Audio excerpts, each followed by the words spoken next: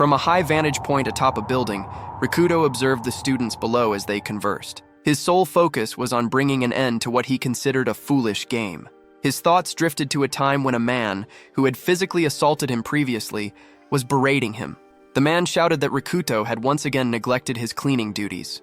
A considerable amount of disarray remained on the floor, and when Rikuto met the man's gaze, he was aggressively questioned about the audacity of his stare. The man proceeded to kick him, stating that housekeeping was his designated role, as they had taken him in after the death of his parents. A woman who witnessed the entire event remarked with a smile that such behavior was to be expected, considering the nature of his parents. They were, in fact, dreadful adoptive parents. Upon opening the door to another room, he was confronted by a boy who declared that the situation was Rikuto's fault. The boy then deliberately poured a soda onto the floor, assigning the responsibility for the new mess to Rikuto. He approached the already injured Rikuto and sarcastically asked if he was not being benevolent, continuing to taunt him. When Rikuto later arrived at school, he discovered his desk had been vandalized with various scribbles and adorned with a vase of flowers. Meanwhile, his peers laughed and ridiculed him from a distance. The teacher, upon entering the classroom and seeing the state of the desk, immediately began to scold Rikuto, demanding to know what he had done to it. Subsequently, Rikuto was forcefully pushed against a row of lockers by 3 of his classmates. They hurled insults at him and demanded a daily payment of 2,000 yen. In that moment, Rikuto felt utterly powerless, unable to take any action. He glared at the boys and tightened his fists, but his defiance was met with a kick to the stomach, which was quickly followed by a punch to his face. As the assault persisted, one of the aggressors called him pitiful, accusing him of looking down on them.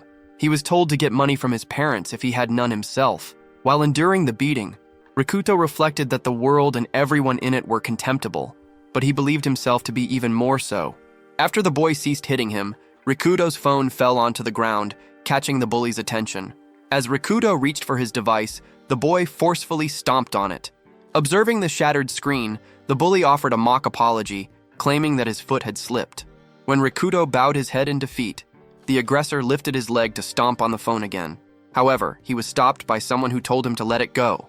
This individual was Nishi, the star of the Western-style archery team and the recent national tournament champion. The other students were visibly surprised, and the girls seemed captivated by him. One girl commented on how impressive he was, even when intervening on behalf of a loser like Kuragani. Nishi firmly clutched the bully's shoulder. The bully questioned Nishi's intentions, mentally noting the surprising strength in his grip and the resulting pain in his shoulder. From behind, another of the boys retrieved a baseball bat to strike the archer, but Nishi delivered a punch before the bat could be swung. With the assailant on the floor, Nishi remarked that witnessing such scenes in public was disagreeable. He then instructed everyone to disperse. The bully, Takada, and his companions quickly departed, dismissing the situation as nonsensical. Once they were gone, Nishi crouched next to Rikuto and inquired if he was still alive. He urged Rikuto to try and defend himself, explaining that the bullies behaved that way only because Rikuto offered no resistance. He questioned how Rikuto could consider his current state to be truly living. Getting to his feet, Rikuto turned his back to Nishi and asked what he could possibly know about his situation. Nishi, however, was surprised to see Rikuto standing so steadily after such a severe beating, pondering if he had sustained less damage than it appeared. He briefly wondered if Rikuto had managed to evade the attacks at the last moment, but he quickly dismissed the idea, muttering to himself that such a feat was like something from a movie. Returning to the present, Rikuto continued to watch the students from the building's roof as they laughed, played, and socialized. He sat on the ground, his gaze fixed on his broken phone with an expression of sorrow and anguish. Looking toward the sky, he declared that it was all finished. He was weary of enduring the pain and proceeded to climb the safety fence that bordered the rooftop. Once he reached the ledge, he sat down with his arms extended, repeating that he would simply conclude this stupid game. Suddenly, flashes of lightning began to streak across the sky, with circular patterns forming between the electrical discharges. From these circles, streams of binary code shaped like bars started to cascade down toward the city, causing destruction to the buildings below. All around, mobile phones began to produce bizarre sounds, startling their owners and causing the devices to be dropped. Kurigan looked up, wondering how lightning could materialize from a clear sky and trying to comprehend the unfolding events. A sudden noise caught his attention. Looking down at the students, he saw one of them screaming in terror as their phone began to behave erratically. Binary code appeared on the device's screen, starting to form a bubble. This bubble expanded, growing larger until it solidified into a terrifying shape before the students' eyes. It morphed into a ferocious monster that grinned menacingly. From the mobile phones of all the students, creatures such as dragons, goblins, and other beasts materialized and began to pursue them. Rikuto, positioned safely on the terrace, could hear cries for help and witness the students being assaulted. They were overwhelmed one after another, and the boy could not comprehend what was unfolding. Enigmatic hordes of monsters had abruptly emerged all over the planet. The very fabric of society disintegrated in an instant. It is said that the global population was diminished to less than a tenth of its original size. The source of this cataclysm remained a mystery until a particular group of young people uncovered the truth. Initially, the only known fact was that the monsters had spawned from people's smartphones. In the world that emerged from the chaos, survivors gave that event a name: the Day of Judgment. Seated on the railing of the school terrace, Kurogane contemplates whether it was true that creatures from fantasy worlds were suddenly annihilating humanity. Smiling, he muses that he has successfully brought about an end to things. Below, numerous people were shrieking for aid while being attacked, and he reflects that it was like a death-themed dream. Every person who had ever insulted or ridiculed him was now under assault. He felt a sense of satisfaction, thinking they were getting what they deserved. All those who had made a fool of him were now in the clutches of monsters, and he felt they could all go to hell. Still smiling, Rikuto ponders how this dream could feel so intensely realistic, as even people with no connection to him were being chased. Observing the scene, the boy's satisfaction turns to despair. He questions what is happening and why this dream is taking so long to conclude. His life had been a catastrophe. His parents were gone, and everyone in his life was terrible. Even his brother was of no consequence. None of it held any meaning. Now weeping, the boy concedes that this was not right. Regardless of how he viewed it, it was wrong for people to meet such a fate. As he was lost in thought, a noise was heard, and the terrace door creaked open. A goblin entered, startling him. It was holding a severed head. Upon seeing this, he understood that this was not a dream. In that instant, he instinctively knew that the situation was entirely, terrifyingly real. The goblin lunged at the boy, intending to strike him with its machete. He reacted by falling backward off the railing and onto the terrace floor just before the blow could land. As he got to his feet, he was gripped by terror. Seeing the head carried by the creature, he believed it was his end. Frightened, he wondered if his life would conclude in such a manner, but a part of his consciousness told him it was irrelevant. After all, he had already been planning his own end. He had wanted to stop this game. Life was garbage, and the world was no different. Nothing would change whether it ended here or in some other way. However, a new feeling arose. He did not want it to happen like this. He came to the conclusion that he did not, in fact, want it all to end. Grabbing a nearby iron bar, he managed to block the monster's next attack. The force of the blow knocked him to the ground, and the boy thought that a real death was insignificant, wretched, and pathetic. Realizing this, he resolved not to die in such a way and began to resist the monster's assault with greater force. With this newfound awareness, he started shouting that he did not want to die because this was not the end he had ever envisioned for himself. He continued to hold the iron bar firm, preventing the goblin's machete from reaching him.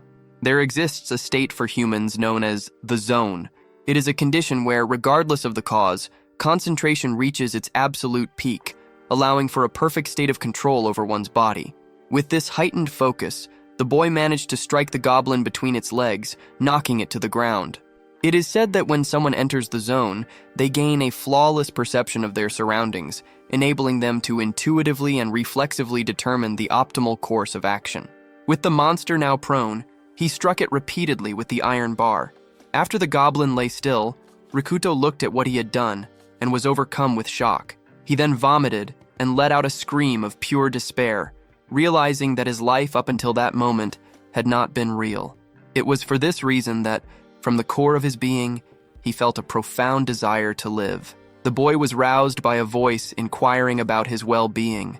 Upon sitting up, he identified the speaker as Nishi, who expressed his relief that he was alive. With a smile, Nishi noted that the significant amount of bleeding from his head had been a cause for worry. Looking at him, Rikuto recognized the archer. As the boy rose to his feet and turned, the archer advised him not to exert himself. Peering through the fence, Rikuto observed that the entire city was ablaze. He scanned his surroundings and saw several desperate students sitting nearby. Among them were Takeda, Tani, and Arata, the same bullies who had beaten him, now appearing frightened and anxious about the situation. Sakura remarked that the circumstances were impossible. Ueyama, the physical education teacher, put his arm around her and told everyone to remain close, assuring them that he would protect her and keep her safe, though the girl was visibly still on edge. Observing this interaction, other girls commented on the inappropriate way the teacher was looking at Sakura and expressed sympathy for her. Rikuto's gaze fell upon a pile of objects, which Nishi clarified was a barricade they had assembled using anything they could find to ward off the monsters.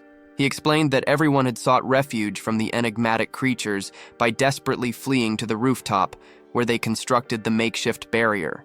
With his hand on his face, Rikuto noted that people had been left behind within the school. From the other side of the barricade, desperate pleas for entry had been heard. Students had ascended the stairs begging for help, but Ueyama and another student had refused to dismantle the barricade. By the time the archer had arrived, only screams could be heard from the other side. Nishi admitted to feeling genuinely sorry and guilty for not opening the barrier, despite believing they would not have survived if he had done so. Rikuto reassured him that it was not his fault, as no one desired such an end, and that he too had fought with all his might to survive. Looking at the monster's corpse, the archer asked if Rikuto was responsible for it, noting he was completely shaken and had never even considered such an act himself. He added that if he possessed that level of determination, he might have been able to rescue the other students. Their conversation was interrupted by screams. They saw the PE teacher instructing everyone to evaluate the situation, beginning with the fact that the monsters originated from their phones. Sakura confirmed this and presented her phone. It initially seemed functional, but was now completely powered down. Another student showed that theirs was in the same state. It quickly became apparent that no one's phone would turn on, and Rikuto's was already broken. The teacher lamented that they had no means of calling for help. Rikuto began to analyze what this all signified. Since the monsters came from phones, there had to be a connection. However, no monster had emerged from his own phone, and he wondered if it was because the device was broken. Oyama interjected, stating they were not making progress, and proposed they maintain their current position. His plan was to wait for the police or defense forces to rescue them, asking if everyone was in agreement. Rikuto questioned the seriousness of this suggestion, which confused the teacher. He elaborated that since the monsters emerged from phones, it was highly probable that they were spread throughout the entire city, not just confined to the school. Considering the ubiquity of phones in modern society, especially in Japan, he argued it was very likely the entire world was facing the same catastrophe. He concluded by expressing his doubt that the police or special forces were in any condition to mobilize. Upon hearing this analysis, the students began to panic. Nishi then proposed that they should secure a safer location rather than remaining on the roof. Rikuto affirmed that if they did not want to meet a grim fate, that would be the wise course of action. At this, Takeda stood up shouting, questioning why a pathetic individual like Rikuto was giving out such self-serving orders. He approached Rikuto, seized him by the collar, and threatened that he would have to be taught a lesson to understand his place. However, Rikuto offered no response, simply staring at him, which unnerved the bully. Rikuto wondered what was wrong with the boy to be spouting such nonsense at a time like this. The other students voiced their agreement with Takeda and began to insult Rikuto. Nishi and Sakura attempted to de-escalate the situation. Takeda asked Rikuto if fear had stolen his voice, but Rikuto's only thought was how the bully resembled a chihuahua when compared to the monster lying dead on the ground. Continuing his attempt to provoke him, Takeda made a demand of Rikuto, who retorted that he should cease bothering him with trivial matters because it was becoming an annoyance. This response left everyone present stunned. Cursing, Takeda swung a fist at him. The archer moved to intervene, but Rikuto swiftly caught Takeda's arm, secured him in a headlock, and forcefully slammed him onto the ground. The sudden and decisive action shocked all the onlookers. Pinned to the floor, the student cried out in pain and pleaded for Rikuto to release him. Rikuto, reflecting on the absurdity of the situation, wondered how he could have ever been intimidated by someone like Takeda. Despite being trapped, Takeda hurled insults and threats at Rikuto, who responded by applying more pressure. Nishi grabbed Rikuto's arm in an attempt to stop him, concerned that he was losing control and would end up seriously injuring Takeda. As he looked at him, Nishi found it hard to believe this was the same person who had been bullied before. The other students watched the scene unfold, commenting in disbelief. Once released, Takeda got to his feet and continued to curse and threaten Rikuto. Exasperated, the archer shouted at him, stating that it was not the time for infighting, which finally caused the bully to stand down. Turning to Rikuto, Nishi suggested they let the matter go, and Rikuto concurred. Addressing the group, Rikuto stated that their priority should be determining their next course of action rather than wasting time on pointless conflicts. The bully continued to insult him angrily in the background, but the teacher stepped in, asking if they could resume their discussion. Nishi addressed the teacher and the group, summarizing that their rooftop position offered no resources. He explained that he didn't know when or even if a rescue team would arrive. He stressed their urgent need for a secure location, along with food and water. Kurogane interjected, adding that they would also require weapons if possible. Sakura questioned if such a safe place even existed, and the archer admitted that this was the central dilemma. Rikuto proposed that they needed to assess the conditions inside the building, as they couldn't formulate a plan without knowing if it was even feasible to travel. Stegu immediately voiced his opposition, arguing it was too hazardous with the potential for monsters along the way, and that they should remain where they were to await rescue. The teacher agreed that the boy had a point, but suggested they should at least inspect the hallway. The other students protested the idea, questioning who would willingly venture into a building potentially filled with monsters. The teacher then called on Kurogane and Takeda, instructing them to check the situation inside. Startled at being named, Takeda deflected, suggesting the teacher should go to set an example. The teacher refused, claiming his duty was to stay and protect the students. Some of the girls agreed, remarking that as men they ought to go. Flustered, Takeda insulted them in response. Rikuto picked up the iron pipe he had used against the monster and walked toward the barricade. The still fearful Takeda asked if he was serious, a question Rikuto turned back on him. Rikuto explained that their situation would only deteriorate the longer they waited. Their options were to either starve or be devoured by monsters. He declared that he did not want their lives to end there, and therefore they had no choice but to act. Inspired by his words, Nishi grabbed his archery equipment and announced that Rikuto was right. He declared his intention to go as well, adding that there might be other survivors to find. A frightened Ueyama warned Nishi that if anything happened, it would be his responsibility, while the girls pleaded with him not to go because of the danger. At that moment, Rikuto called the teacher a hypocrite. He then told Nishi he was glad for his company, remarking that the Chihuahua didn't seem willing to join them, which left Nishi wondering about the nickname. Looking at Takeda trembling in fear, Rikuto thought that the boy truly did resemble a Chihuahua. He then asked Nishi if he was certain about his decision, honestly stating that it would be a dangerous exploration with a high probability of being attacked. With a smile, Nishi replied that he did not want to die because he had a reason to survive, his thoughts drifting to an image of a girl at a window. Recalling his own earlier resolve, Rikuto told his new ally that he seemed dependable, to which Nishi replied that Rikuto must have a similar reason for wanting to live. With some awkwardness, he pointed out that he didn't even know Rikuto's name yet. After introducing themselves to each other and sharing a few jokes, they navigated past the barricade and entered the building. Kurogane and Nishi proceeded down a hallway littered with bodies. The archer remarked that the entire situation felt like a terrible dream, to which his friend replied that it was simply their new reality. Nishi acknowledged this, but expressed confusion about the absence of monsters, adding that while he wasn't complaining, it felt anticlimactic. His companion suggested that they might have departed the school and moved into the city. When Rikuto asked for a reason, he theorized that since the school was already closed, it offered limited prey for the creatures, prompting them to seek a more populated area. The archer conceded that this grim assessment might be accurate. In the middle of their conversation, he noticed something and interrupted his friend who was about to speak again. Both of them heard a distinct slapping sound originating from a distant corridor and cautiously approached the edge to investigate. Nishi peered around the corner and spotted a lone goblin in the hallway. He exchanged a look with his friend, and they silently agreed that they could handle a single target. Nishi then drew his bow and readied his equipment. Maintaining his distance, he took a moment to focus before releasing a precise shot. The arrow struck the goblin from behind, piercing through its chest. However, due to its high resilience, the monster was not felled by the single arrow.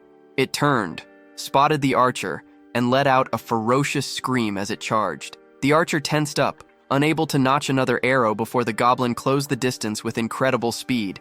Kurogane intercepted the creature's charge, striking it squarely on the head with his pipe and sending it staggering away. The goblin, nearly disabled, tried to regain its footing, but Rikuto appeared before it and delivered a series of decisive blows, finishing it off. Nishi approached the body, commenting that his friend was as brutal as he had expected. He asked the archer if there were any signs of other monsters, and Nishi confirmed that the immediate area was clear and that their plan had succeeded. Amid his thoughts, Rikuto commented on the existence of monsters against which humans would be powerless, recalling the dragons he had witnessed earlier. A confused Nishi asked what he was referring to, remarking that all the creatures, no matter how he looked at them, seemed to be typical of those found in video games. He added that the monster they had just killed bore a strong resemblance to a goblin. Kurogane mentioned that he felt as though he had seen these monsters somewhere before. Growing more nervous, his companion began to tremble, struck by the realization that if the monster had landed a blow, he would have actually died. Filled with a new resolve, he clenched his fist, stating that in this real-life scenario, they were genuinely putting their lives at risk.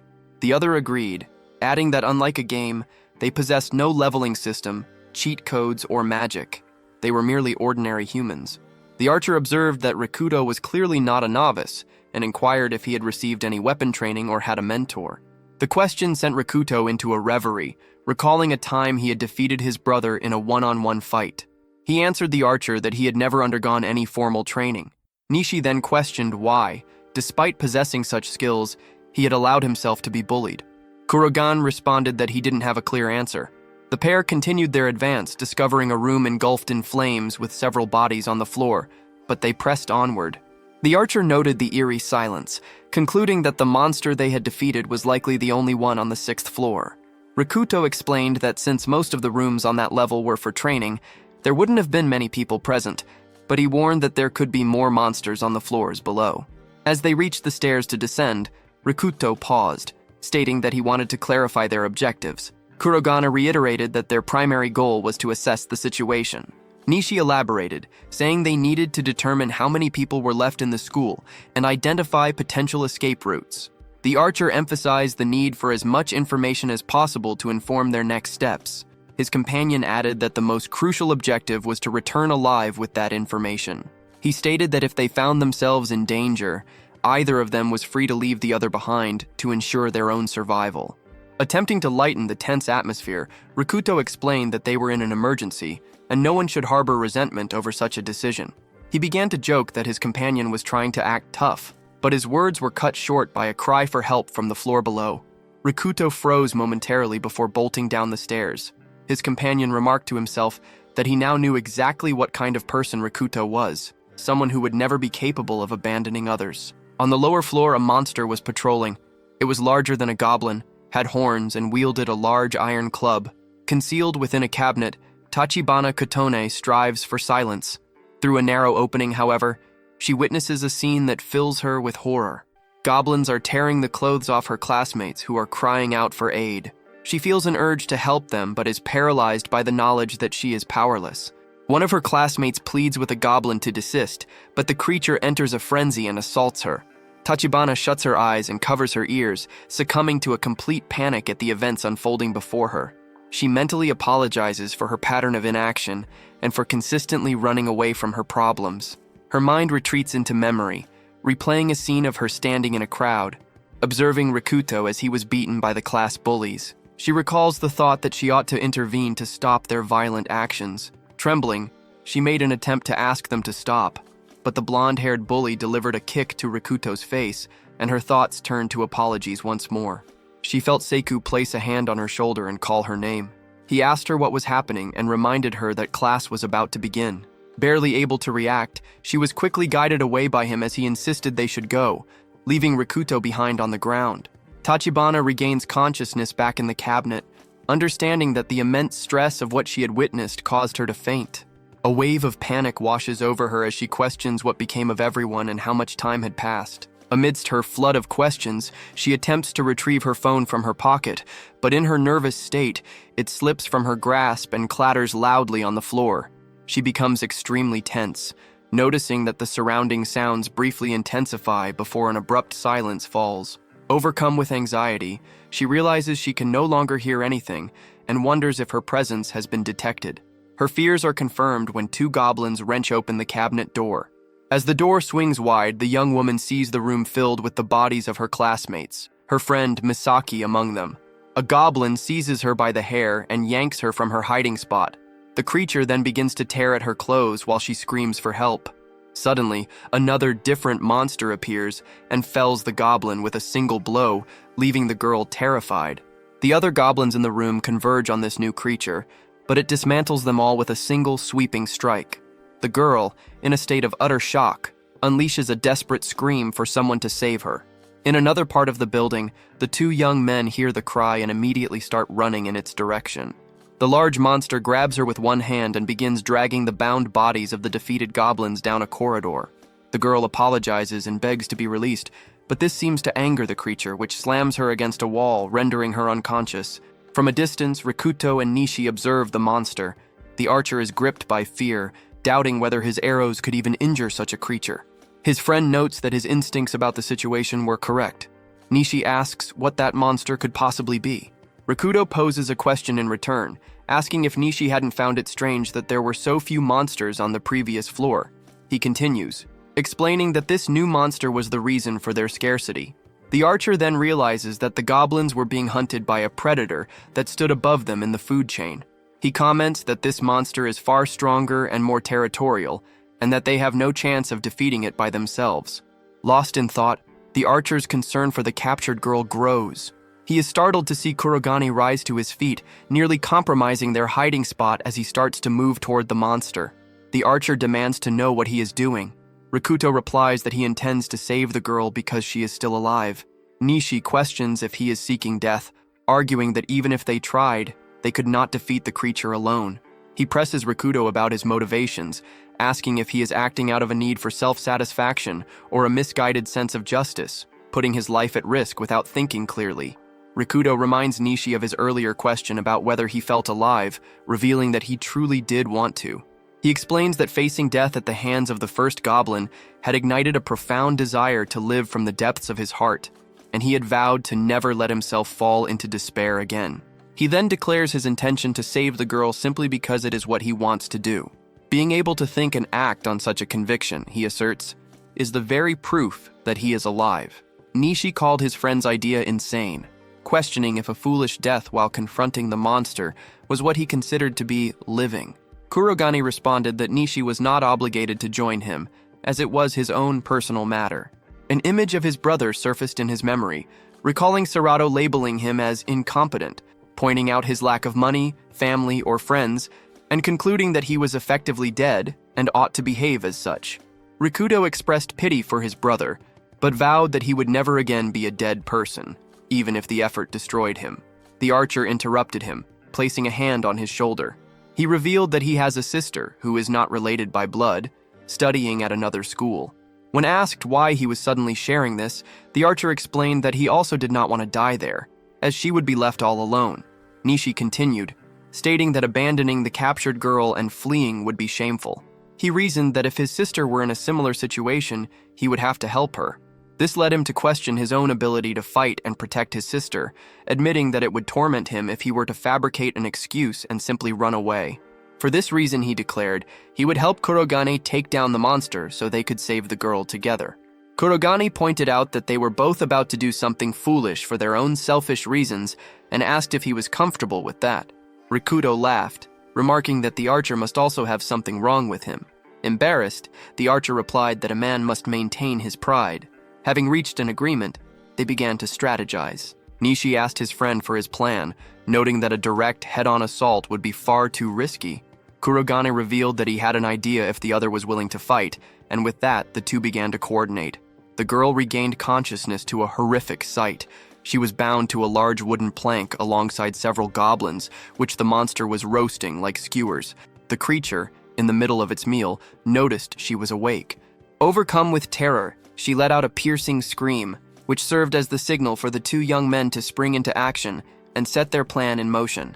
As he ran, the archer remarked that after hearing Rikuto's plan, he was certain the young man was completely unhinged. In her despair, the girl began to believe she would not survive and would be devoured by the monster after being burned in the fire it had built. Crying, she expressed her desire not to die. The monster, noticing her movement again, approached her. It knocked her down and picked up the wooden plank to which she was tied, carrying her toward the flames. As she neared the fire, she panicked. However, both she and the monster noticed Kurogane standing in the doorway, who instructed her to close her eyes. The monster dropped the plank and gripped its club. As it advanced on the boy, Kurogane produced a fire extinguisher and sprayed its contents directly into the monster's face, temporarily blinding it. While the creature was disoriented, Rikuto ran to Takabana and began working to untie her. She called out his name, but he stated that he did not know her and was simply helping. In her thoughts, the girl reflected that it was natural he wouldn't remember her and saw no reason why he would. Realizing his knife was not cutting through the ropes, Kurogane switched to Plan B and struck a pipe against the floor, signaling Nishi. The archer understood the signal and, with some disbelief, prepared to execute his friend's audacious plan. Approaching Rikuto, Nishi admitted he was not confident, but would give it his best shot, asking not to be held responsible if he missed. The monster, recovering its vision, saw Kurogane kneeling before the girl. Enraged, it let out a roar so powerful it shattered all the windows in the room. Rikuto raised his pipe as the furious monster lifted its iron club for a devastating strike. He knew that a single misstep would mean the end. Observing the attack's pattern, he employed a technique called Kiriatoshi to parry and redirect the monster's blow to the side, successfully blocking it. A mix of surprise and relief washed over him. He reflected that a significant amount of time had passed since he had last used the technique, but his muscle memory had fortunately remained intact. As Rikuto stood his ground, holding the metal bar against the demon-like creature, his opponent quickly tried to strike again, attempting to catch him off guard. Yet, Rikuto managed to defend himself, this time slightly altering the attack's vector instead of meeting its full force head-on. The intense battle between them raged on. Rikuto employed a strategy focused on minimizing the impact from the creature's blows, while countering with the least amount of force necessary. He executed this by targeting the monster's feet. This approach was a technique rooted in modern kendo. The protagonist's thoughts turned to his father, acknowledging that the skills instilled in him as a child had never been forgotten. In a silent moment, Rikuto expressed his gratitude for those teachings. A girl watching the boys fight with the monster found his performance incredible. Striving to remain calm, the protagonist reminded himself that he was only facing monsters, creatures devoid of proper technique. Angered, the demon appeared to ready another assault. Without delay, it swung a heavy blow toward the boy. Rikuto defended himself to the best of his ability, relying on his training. Intent on crushing him, the monster continued its ferocious attacks. Using his skills, the protagonist landed a precise strike on the opponent's wrist, reflecting that his adversary relied solely on brute force to wield its weapon. The two continued their clash, their anger toward each other mounting. Once more, the demon attempted an attack with its spiked club. To Rikuto, the monster's movements seemed wide and predictable. With great skill, the boy managed to land a blow on the monster's head, though he admitted to himself that such a strike would have been far easier against a human opponent. The monster shrieked in pain and seemed to weaken. The girl observing the scene was amazed that the boy could defend against every attack, thinking him to be incredible. Showing signs of fatigue, the boy still refused to yield. He internally noted that even though he was successfully defending, the impacts were taking a severe toll on his body. He knew he could not sustain the fight for much longer, as his strength began to fade. The monster refocused its attention, and the boy realized that despite his best efforts, his attacks were not having a lasting effect. Shifting to a defensive retreat, he reflexively dodged the incoming blows. Studying the giant creature, Rikuto concluded that a frontal assault was impossible. He resolved to move quickly and attempt one final decisive strike. From a distance, he called out to the demon to capture its attention. Once again, smoke started to emanate from the monster's ears, a clear sign it was preparing to attack. The creature's attention shifted back to the girl bound to the wooden plank on the floor. It then seized the entire plank, hoisting it to use as a grotesque weapon and advancing as the terrified girl screamed. Rikuto knew he was now in grave danger. The demon brutally attacked with the massive wooden log. Outside the building, the sounds of the struggle could be heard as objects in the environment were shattered. The protagonist tried to flee as the monster swung wildly with the girl tied to the plank. Rikuto's speed allowed him to escape the initial swings, as the demon roared in frustration. For a moment, the girl felt a pang of despair, feeling as though she had been abandoned. This feeling triggered a memory from her childhood. The scene shifted to a playground where two boys were bullying her younger self as she cried in a corner. A figure then appeared to defend her, a young Rikuto who demanded to know why they were tormenting the little girl. Back in the present, the girl reflected that the protagonist had always been that way, risking everything for others. Tears streamed down her face as she remained tied to the wooden log. A boy observing from the sidelines stated his intention to jump in and assist with the fight. He saw Rikuto defending himself against the monster and thought the young man was amazing for managing it, but he also believed Rikuto was reaching his physical limit. Walking toward the battle, the boy urged the protagonist to hold on and lure the demon about 10 more meters. His pace quickened as he hurried to the scene. Arriving at the location, his expression grew dark as he declared that this was where he would end the story without fail. The protagonist kept running, drawing the monster after him. At a critical moment, Rikuto turned back and attempted to strike the opponent with his iron bar. Completely exhausted, he channeled all his remaining strength into the swing, but his grip failed at the last second. The monster seized the opening and landed a direct, powerful blow, sending Rikuto flying through the air.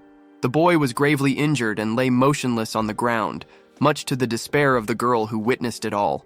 Nearby, the boy who had come to help also saw what had happened.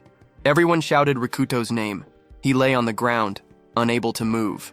Observing the scene, the boy with the arrows assessed the situation as dire.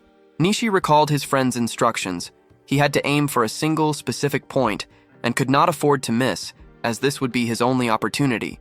If he failed, the boy would certainly die. As he watched, Nishi remained uncertain if he could make the shot. He mentally reviewed the 3 conditions for hitting the target, concluding that the angle, distance, and other factors necessary for a perfect shot were not ideal. However, Nishi knew he was running out of time and could be discovered at any moment.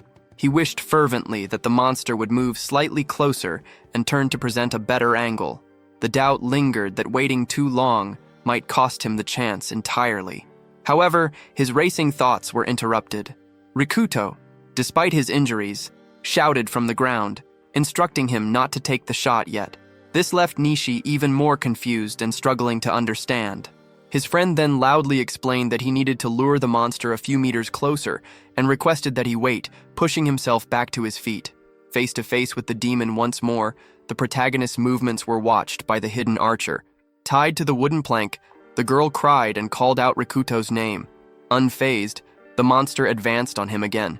Exhausted, Rikuto coughed and began to stoop, then suddenly dropped to his knees. The demon, believing its moment had come, began to shoot lightning from its eyes as the protagonist watched. He forced himself from the ground again, placing the iron bar before him defensively. Even so, he felt his legs were weak and wondered if he could manage to lead the creature just a few more meters. Furious, the opponent growled and roared as the clash between them continued relentlessly. Nishi was startled by the intensity of the roar. The girl tied to the log pleaded with Rikuto to run, warning that the monster would kill him, but he told her not to worry. With a determined expression, the protagonist stared down the demon again. In her desperation, the girl questioned his actions, declaring that she was unworthy of being rescued by him. She admitted to having abandoned him all this time, and therefore did not deserve his help. This painful admission triggered a memory, and the scene shifted to the school building. Rikuto was being beaten by a group of boys while the girl watched. Mustering her courage, she considered helping her friend. Without further thought, she rushed toward the group and told them to leave the protagonist alone. Suddenly, someone touched her shoulder and called her name. A boy named Stato appeared and began speaking to Kotone, advising her against getting involved in such matters and warning that she could be harmed. He continued, telling her that all she needed to do was be a good person and follow his instructions, all while Rikuto continued to endure the beating.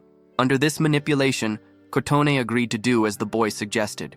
At the end of the flashback, Kotone repeated to herself that she had always been a coward, never able to help her friend. She lamented that she was tired of simply standing by and watching, feeling powerless to do anything. The demon tried to attack again, its growls and roars growing louder and more intense. Overwhelmed by rage, the monster showed signs of preparing for another charge. As it rushed at the boy, Rikuto noticed that the club wielded by the monster had lost its momentum. Seeing an opening, the protagonist seized the moment to strike, but his attack was intercepted by the demon's weapon. Once again, the boy was sent flying and sustained further injury. Rikuto fell hard to the ground. Kotoni was also thrown while still tied to the wooden plank, crashing painfully onto the floor in despair. Seeing Rikuto lying on the ground, the red monster quickly moved toward him.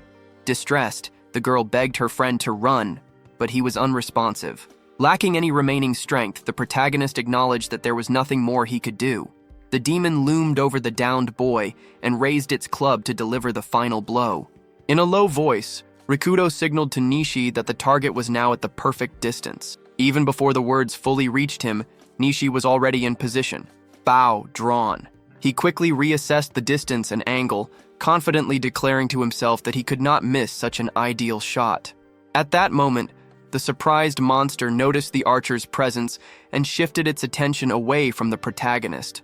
The young archer readied himself for the attack. Acting with swift precision, he released the arrow, which flew true and struck the demon directly in its eye. The narrative shifts to 10 minutes prior to this moment. Rikuto was shown handing a syringe to Nishi with instructions for its use.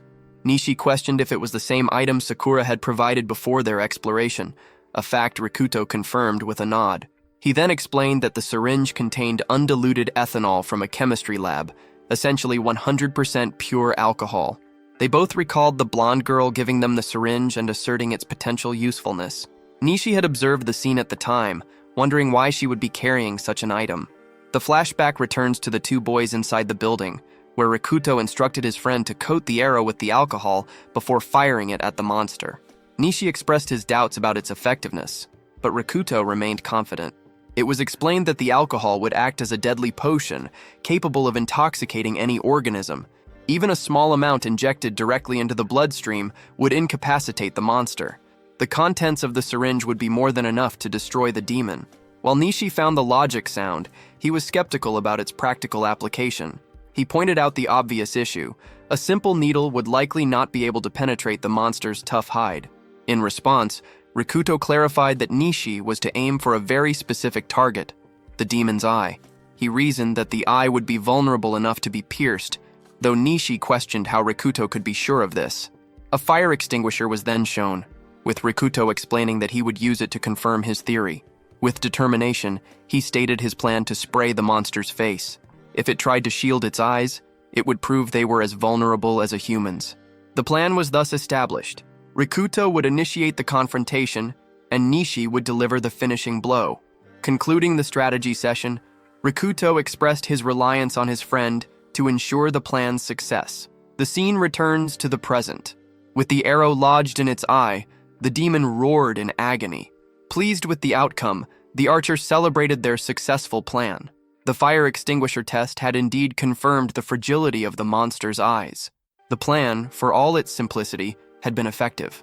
Joking, Nishi commented that he had scored a perfect 10 for hitting the center of the target. The demon tried to claw the arrow from its eye. Still on the ground, Rikuto asked his friend for his thoughts. Kotone once again found the unfolding events to be utterly incredible. Enraged, the monster ripped the arrow and needle from its socket and charged toward the boys, but it immediately began to stagger. The protagonist realized the alcohol was taking effect. A deafening roar filled the room. Mustering all its remaining strength, the monster swung its weapon at the boy, leaving Rikuto momentarily disoriented. The demon quickly followed up with another attack, but the boy managed to dodge it. Nishi panicked and called out to his friend, concluding that while the ethanol acted as a poison, it was not an instantaneous kill. Now, even more furious, the monster charged forward. From outside, the chaos was visible through shattered glass and destroyed walls. There was a large hole in one wall, and Rikuto noticed the demon was heading directly for it. When the monster attacked, the boy waited for the moment of contact, then rushed forward and grabbed it by the waist. Using the last of his strength, he began pushing the opponent toward the opening. He attempted to hurl the creature from the building, but its immense weight was more than he could manage alone. The boy continued to apply more force. Something caught his attention, and looking up, he saw the monster preparing to strike from above. Nishi saw this as well, and immediately ran to his friend's aid. He too grabbed the monster by the waist, and with their combined strength, they successfully forced their opponent through the opening. As the demon plummeted, however, Rikuto was dragged along with it, still locked in his grip on the adversary. Screaming and roaring, the monster crashed to the ground below. There was no sign of the protagonist. Suddenly, the boy appeared. suspended in midair. Nishi, acting with incredible speed, had managed to catch his friend, preventing him from falling from the great height. Upon impact, the demon shattered the pavement below and fractured its horns. Kotone watched the scene anxiously, but was overcome with relief and happiness to see that her friends were safe. She offered a prayer of thanks that both were okay. Rikuto called out to his friend, who asked what was wrong. He declared that the recent events were insane and questioned if his companion was foolish. Satisfied with having saved the protagonist's life, the archer responded. The first place prize from the national tournament was mentioned, which left Nishi feeling confused. Laughing, the boy joked that Rikuto was still disconnected from reality. Kotone, still bound by ropes, asked for assistance to be untied. Using a sharp piece of rock, the boys managed to set her free. Nishi inquired if the girl was all right, and if she could stand, though she was visibly traumatized. Before he could finish his sentence, she stood up and walked quickly past him. She went directly to Rikuto and embraced him, thanking her friend for saving her life. Observing this, the archer seemed to have a realization. He asked the protagonist what was happening, adding a comment about the great risk he took to save his girlfriend, which left the two of them in shock. Playfully, Nishi continued, remarking that for someone dating such a beautiful girl, Rikuto was quite a calm individual. Kotone interjected, stating that they were not a couple. The protagonist, confused by the turn of events, indicated he wanted to ask a question. He then proceeded to ask who the girl was, leaving the other two baffled. Thinking it was a joke, the archer commented that he was taking it too far, but Rikuto insisted he genuinely did not know her. Kotone explained that the question was understandable, as he might not recall her after such a long time. She introduced herself as Tachibana Kotone and mentioned that they had studied at the same school.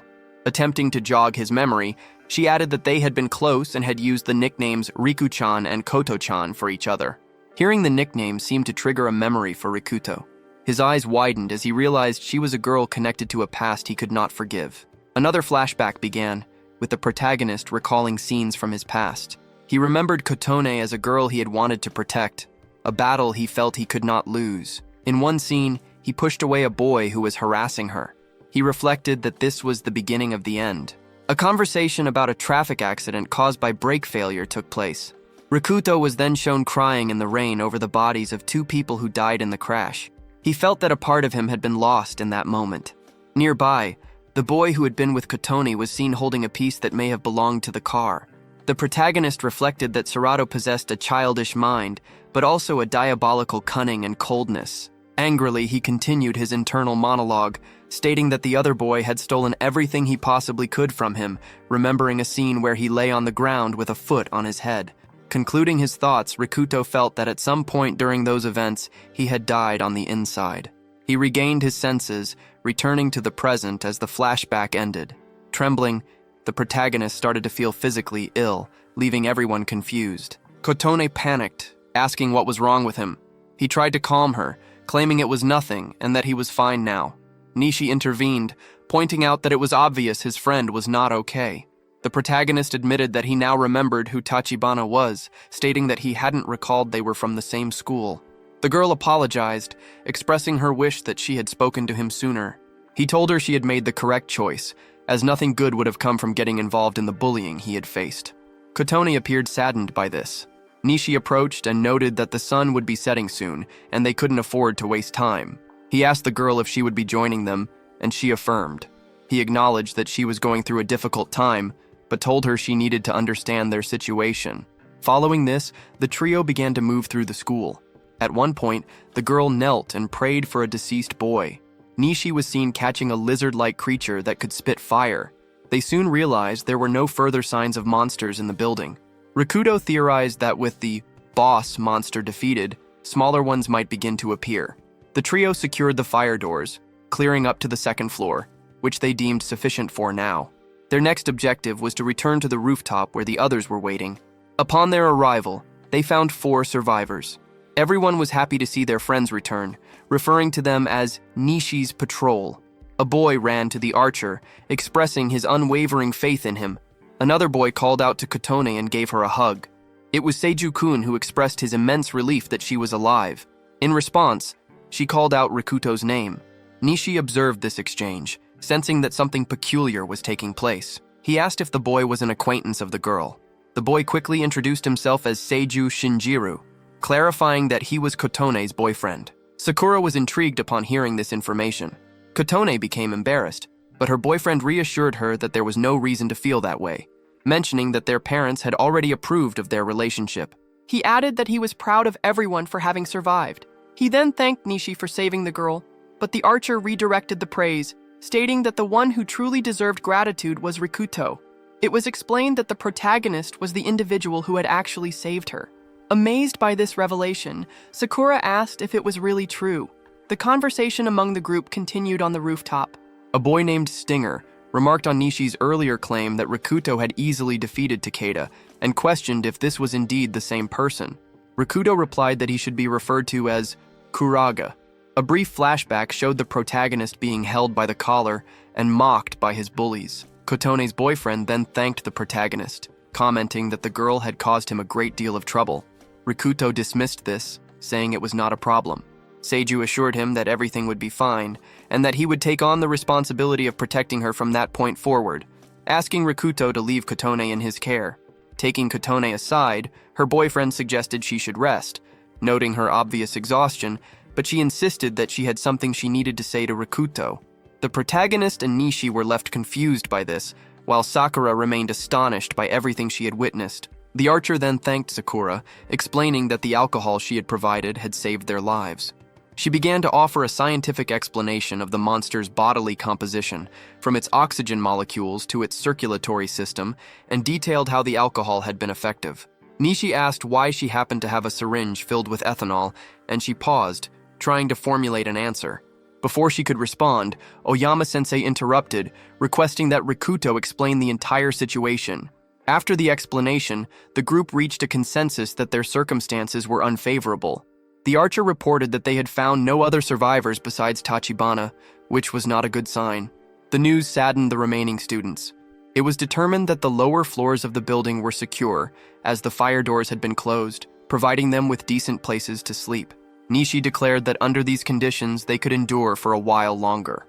The teacher then took command, ordering everyone to gather supplies and establish a secure base. 2 boys were heard mocking him, calling him an idiot. The students began the process of establishing a new base. With mutual cooperation, everyone started to organize a living space, with each person contributing in any way they could. Rikuto was seen undertaking the grim task of carrying the bodies of the deceased by himself. A girl named Kotabun remarked on how awful it was of Oyama to make Rikuto handle such a task alone. The protagonist replied that someone had to do it, and that the bodies needed to be removed from their living area before they began to decompose. The girl asked what he planned to do after gathering all the bodies, and he admitted that burying them all would be a difficult undertaking. Rikuto decided to move the bodies to the rooftop, hoping another solution for their removal would present itself. Tachibana agreed with his decision. Frustrated, Rikuto continued carrying the body bags, reflecting on the strangeness of the situation. One of the bodies he carried belonged to a boy who had frequently bullied him in class. Lost in thought, he entertained the dark idea that all the bullies and even the neglectful teachers deserved to die, imagining that if they were all gone, he could finally laugh. At that moment, Kotone's voice interrupted his thoughts. He concluded that he wouldn't be able to laugh even then, which was the worst feeling of all. Rikuto added that he had been unable to laugh since the traumatic events began, wondering if it was some form of divine punishment. Tachibana told him that he was a hero and always had been, both in the present and in the past. The word hero surprised the protagonist. The girl then offered to help him with the bodies. He questioned if she was sure, given that it was a shocking sight for a girl to witness, but she insisted it was okay. She felt it was something she should not turn away from, and the boy accepted her help. As the two continued on their way, someone called out to Kurogane. When he turned, the person lunged at him, initiating a physical struggle that frightened Tachibana. It was the girl's furious boyfriend, who demanded to know what the protagonist was doing with her. Angrily, he grabbed the girl by the arm, stating that Rikuto did not need her help to perform such a disgusting task. Rikuto lay on the ground, watching the scene unfold, completely unable to understand what was happening. Seiju mocked him, suggesting that the boy was clever for thinking Kotone would handle his dirty work. He added that the protagonist should feel ashamed for wanting a girl to perform such a horrible task. Hearing this, Kotone intervened to defend her friend, stating that she had been the one to offer her help. Her boyfriend claimed he understood the situation, asserting his certainty that she had been coerced into it as a result of her rescue. She questioned what he was talking about. Seiju then threatened to inform everyone about what had just transpired. The protagonist, though still confused by the situation, remained silent. Kotone again tried to defend the boy, asking why her boyfriend would do something so terrible to her friend, but he sternly told her to be quiet. Rikuto stated that he was indifferent and that the boy could do as he pleased. Realizing he could not provoke a reaction from the protagonist, the girl's boyfriend laughed nervously. He remarked that the boy was a skilled bluffer, despite appearing to be on the verge of snapping. Finally, he pulled his girlfriend by the arm, declaring that she had no business being there. The protagonist continued carrying the bodies but glanced back over his shoulder. At that moment, Kotone wrenched her arm free from Seiju, surprising everyone. She announced that she had heard enough. A desperate Seiju asked what she was doing. Pouring out her feelings, the girl confessed that she had only been polite to him because of their parents' social standing, but she could no longer tolerate it. The boy was unable to comprehend this, stating his belief that they would be together forever. She began to cry, which made her boyfriend even more desperate. Rikuto stepped in, asking them to conduct their argument elsewhere as they were disrupting his work, but he was told to shut up. He insisted, directing his request to Kotone not to cause trouble, while Seiju continued to assert that no one would be able to protect her. Shocked by his words, the girl found it bizarre that her boyfriend would speak of protection, accusing him of having used her as a sacrifice to ensure his own survival. Realizing his actions had been exposed, the boyfriend called Tachibana clueless, but she affirmed that she had figured everything out. A flashback revealed the moment the monsters attacked and everyone fled. The couple had been in a school hallway.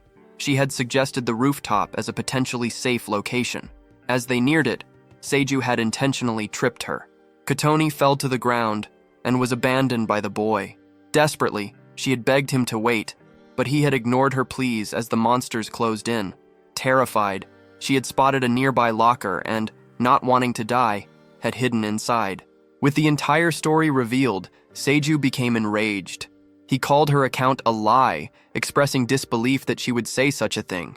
Tachibana remained firm, stating there was no possibility she was mistaken about what occurred. She concluded by declaring that she could no longer trust the person she had once called her boyfriend, adding that she had always felt they should never have been together. Furiously, the girl demanded to be forgotten by her ex, stating her wish to never see him again for the rest of her life.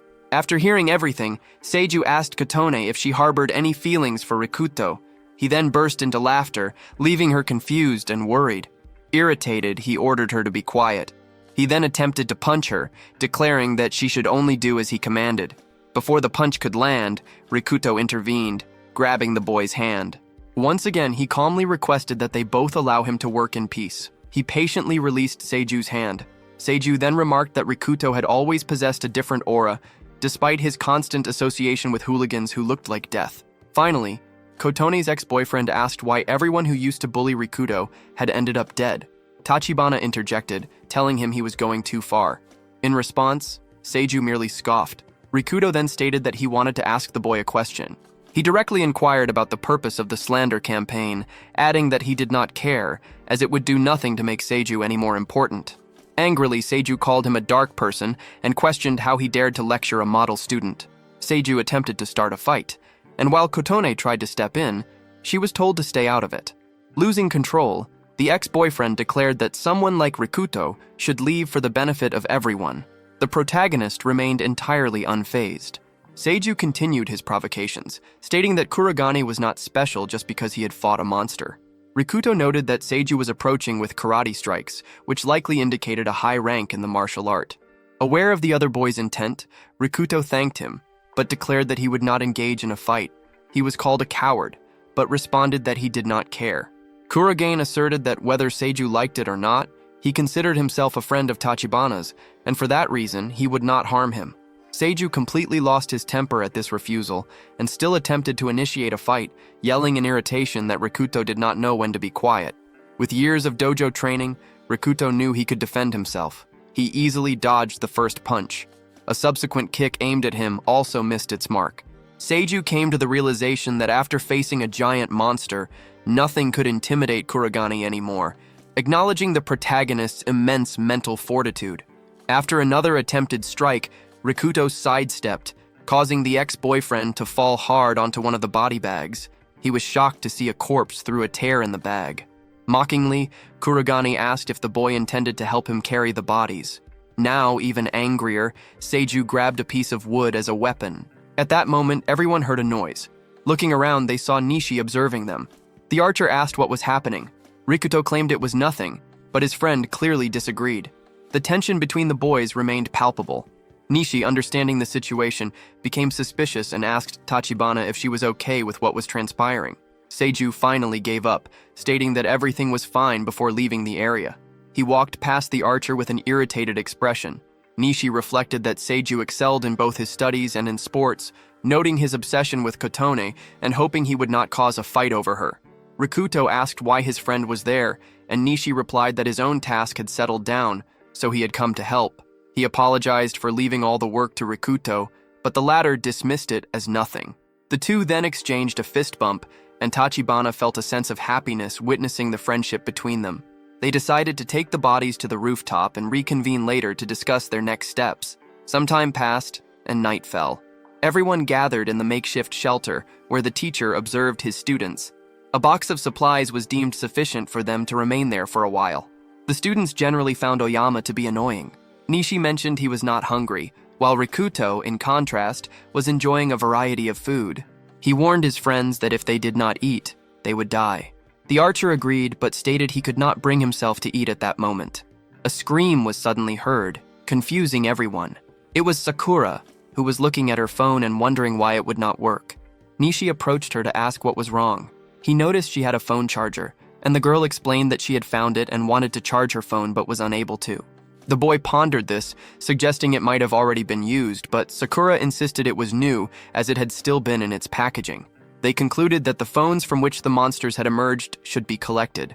Sakura felt sad, as she had hoped to get online and find information, lamenting the lack of internet access. Kotone questioned if the internet would even function without power.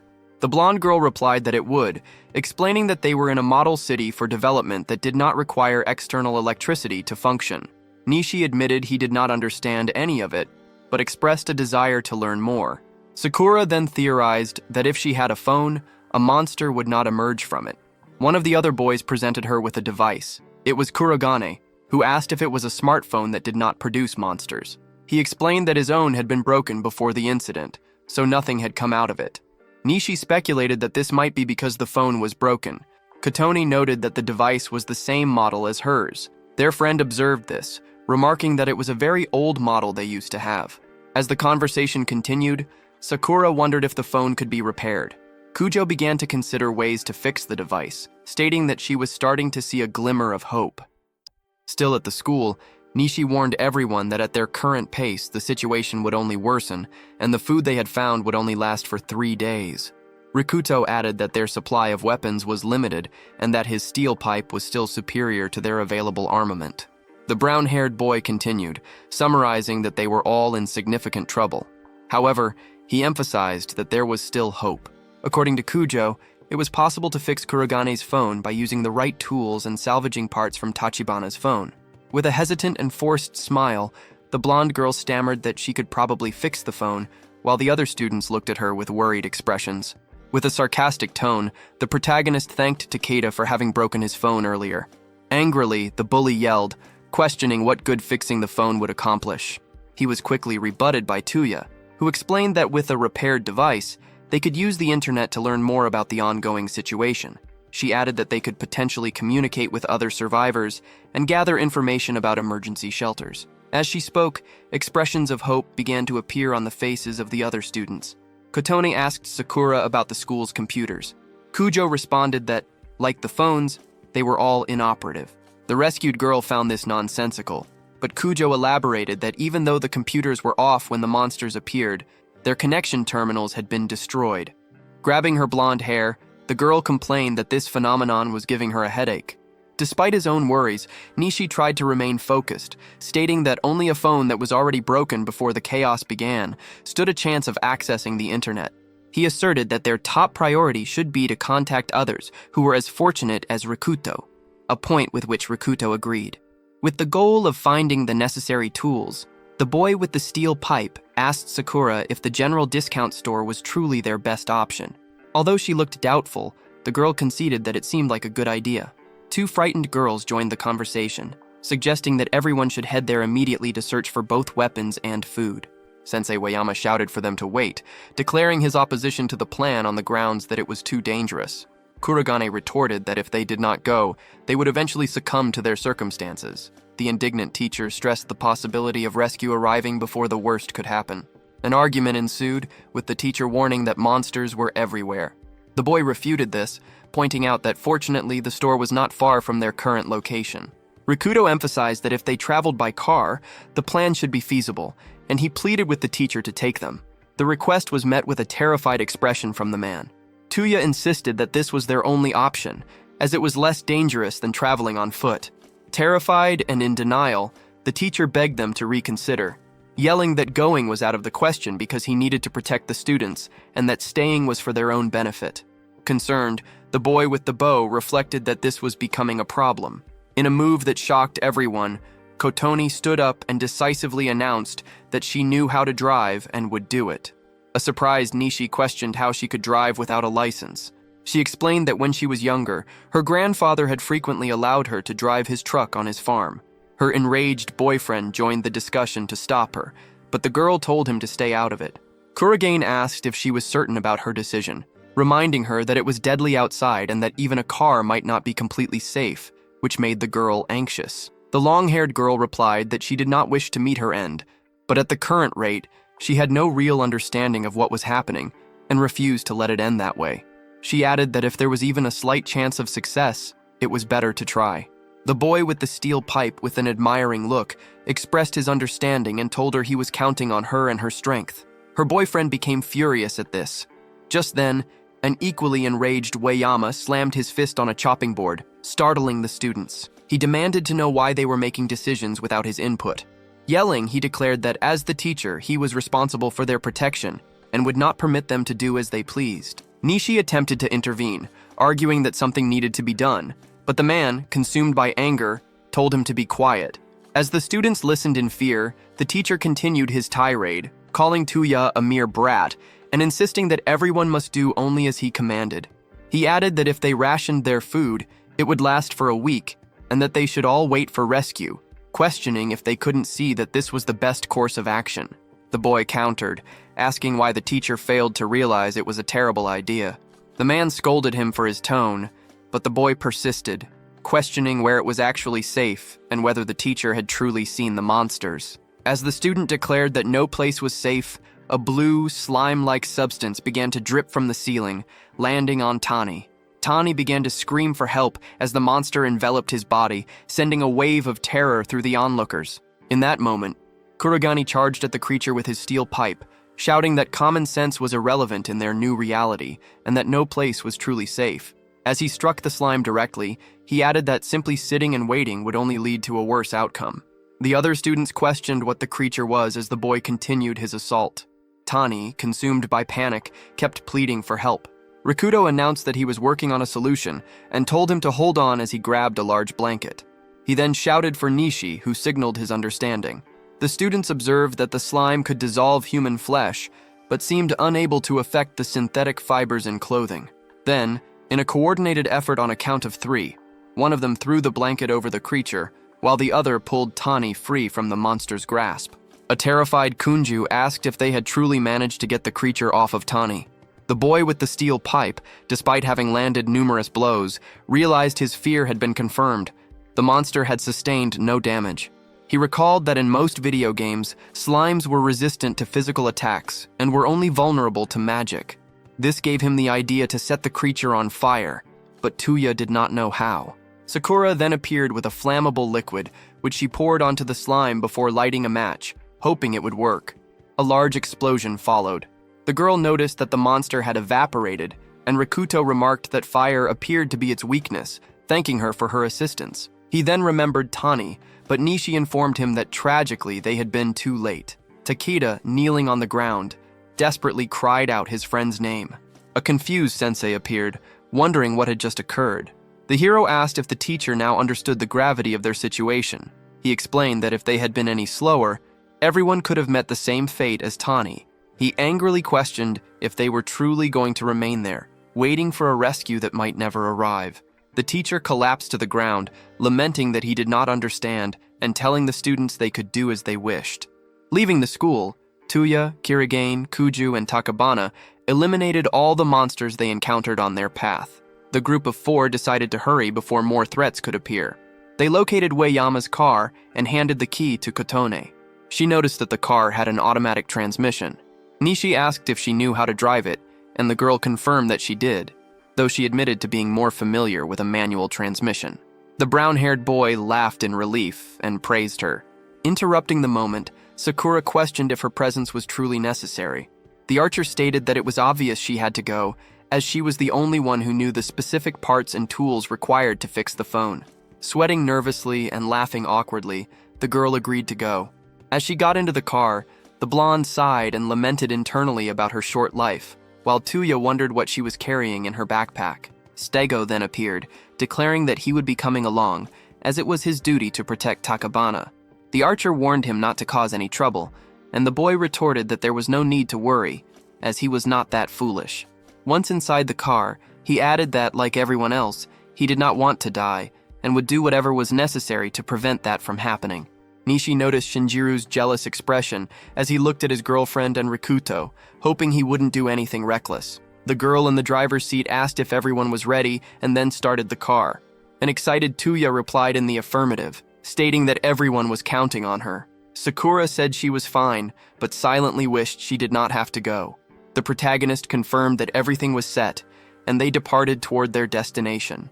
From the school, the remaining students watched them leave. One student then suggested they should hurry and begin burning the bodies on the rooftop, in accordance with Kurogani's recommendations. Sensei Ueyama, holding a type of sword, struck the ground furiously and told the girl to be quiet. Angrily, he stated that he did not want to hear about the boy anymore and that he could handle the corpses upon his return, as he was the one in charge. He concluded by demanding that everyone do only as he commanded.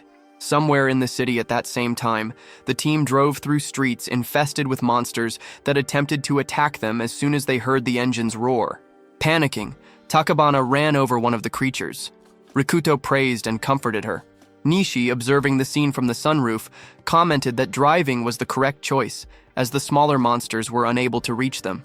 His expression shifted to one of concern as he spotted a massive creature, prompting him to ask the driver to alter their course. Sakura, holding the map, instructed Kotan to return to the last 4-way intersection and make a right turn. The protagonist, seated in the passenger seat, offered words of encouragement, stating that everyone was counting on her, while her boyfriend watched angrily from the back seat. Through the sunroof, the hero with the bow observed enormous flying monsters and wolf-like creatures devouring people on the streets below. He shouted that it felt as though the world had come to an end. Kurogane asked if there were any signs of survivors, and the boy responded that there were none. The blonde girl theorized that other people were likely alive and hiding somewhere, and that their group was the abnormal one for venturing out. Suddenly, Seiju ordered them to stop the car. His girlfriend complied and asked what was wrong, while Tuya inquired if he had seen something. The boy pointed ahead, indicating that approximately 50 meters away, there was likely a convenience store where they could find food. He then suggested that they should check it out, a sentiment with which Kuju agreed. From the front seat, Rikuto pointed out that there should also be food at their final destination, but the boy snapped back that no one had asked for his opinion.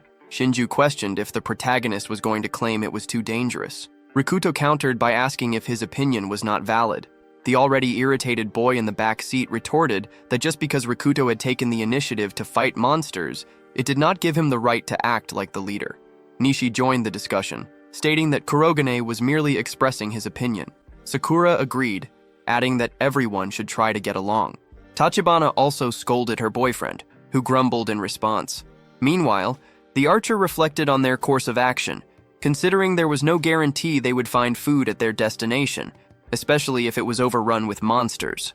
His thoughts were interrupted when the boy in the passenger seat remarked that there was no perfect choice or answer in their situation. He continued, emphasizing that he was not even sure if leaving the school had been the right decision, but now that they had committed to it, he planned to give it his all. He concluded by expressing his trust in his friend's judgment and stating that he would not complain regardless of the outcome. Turia, taking charge, asserted that food was essential and that they should seize every opportunity to gather supplies, asking for everyone's agreement. 5 minutes later, they arrived at a location called Honolulu Coffee. They asked Shinju if this was the correct place, and he confirmed it was. Sakura urged them to be careful, and Nishi added that if anything felt wrong, they would leave immediately. Upon entering, they were met with empty shelves. However, the protagonist noted one positive aspect. There appeared to be no monsters in the store. The hero with the bow reflected that the absence of food likely meant that other survivors or creatures had already cleared the place out. Kurogen then found some canned food that seemed to be untouched.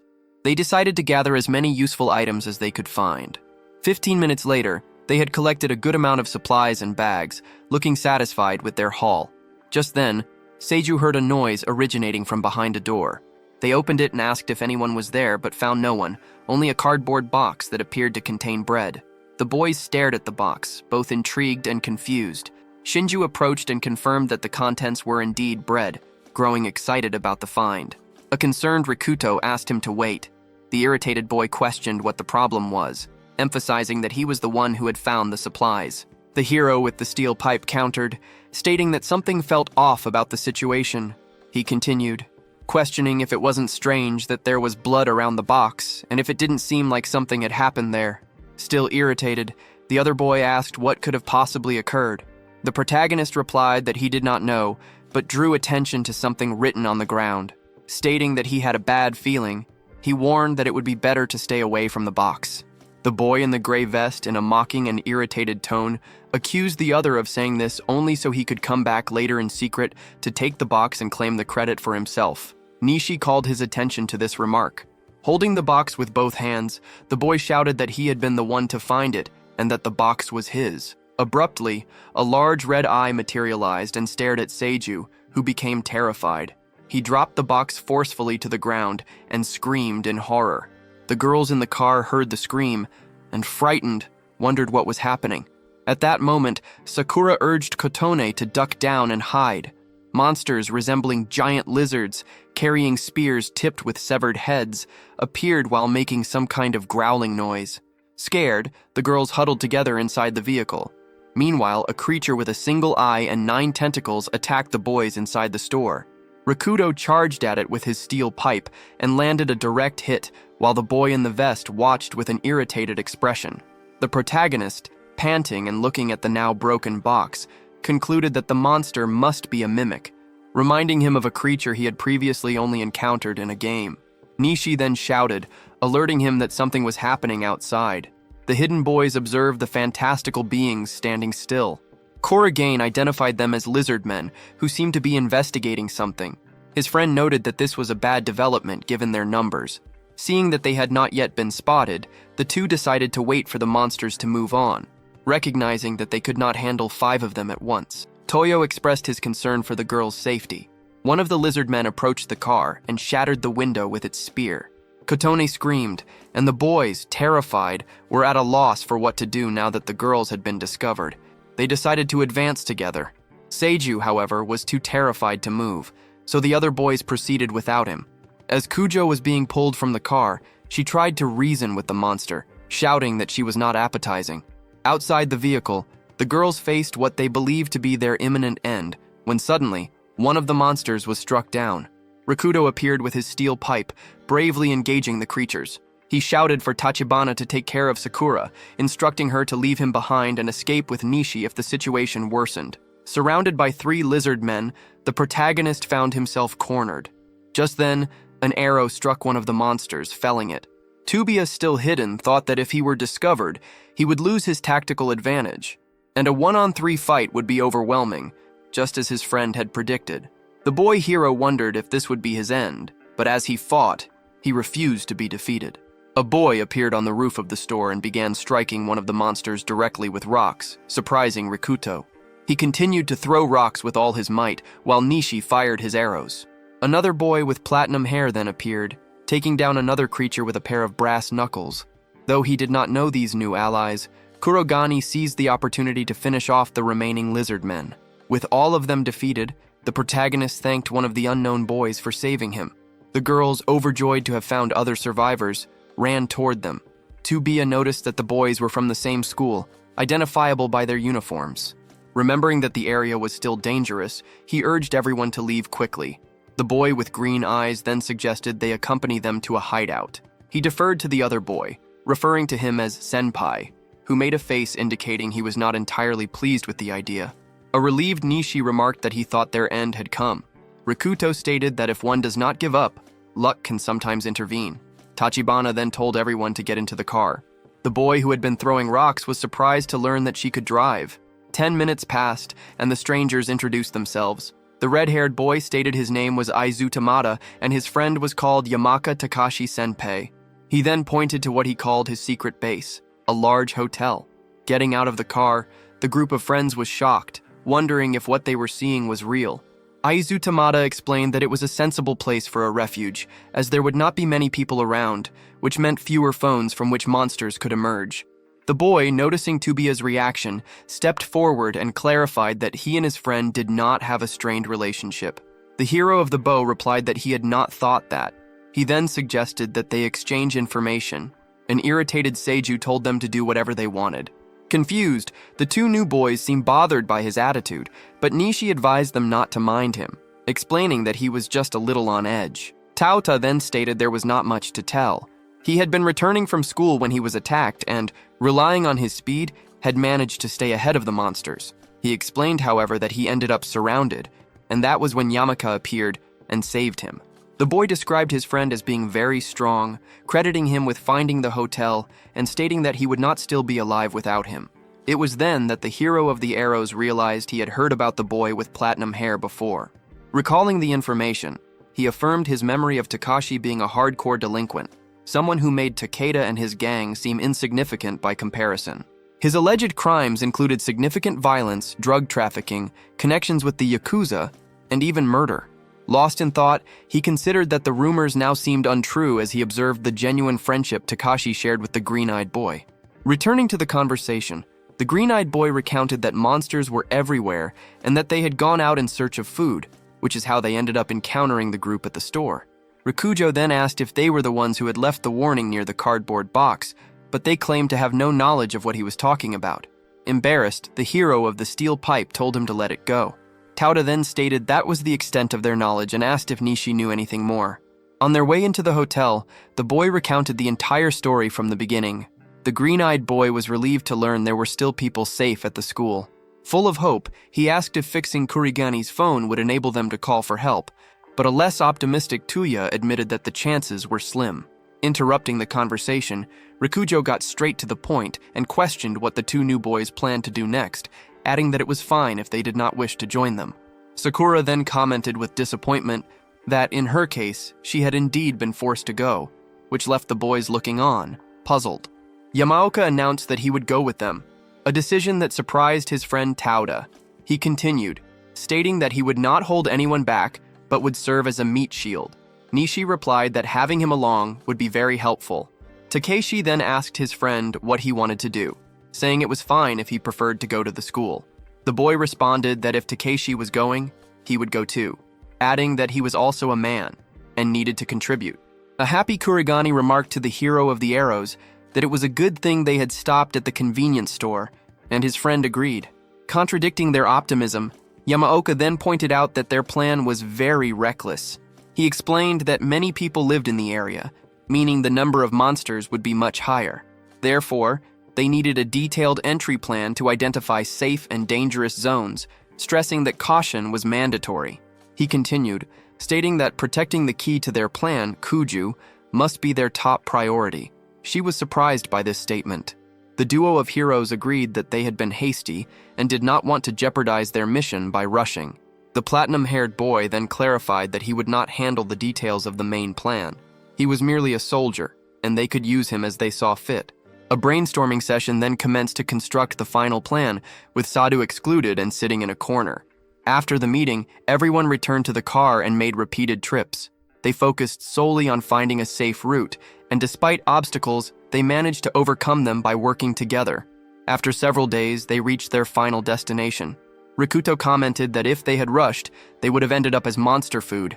The girls were relieved to have arrived, and Sakura remarked that it felt like centuries since she had last been to that place. Yamaoka noticed his friend Aiza's legs were trembling, and the boy claimed it was the tremor of a warrior's excitement before battle.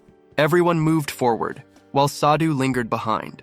Kurogane told everyone to remain alert, and Nishi added that from that point on, they would face challenges as they arose. Back outside the school, flying monsters dominated both the ground and the skies. One of the students revealed that the remaining survivors had been subsisting on pieces of bread. Sitting on the floor, a boy with his hands on his head was in a state of breakdown, wondering how much longer they would have to live like that. Two girls were talking, one of them expressing her worry for Sakura as they had not heard from the group since they left.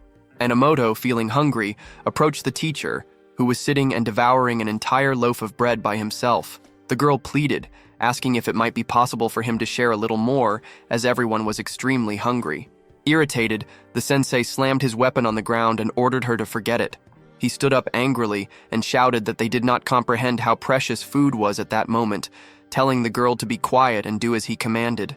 Takeda, visibly upset, muttered to his friend that while they were all starving, Oyama was stuffing himself. Still attempting to reason with him, the young girl warned that at their current rate, they would not last until the others returned.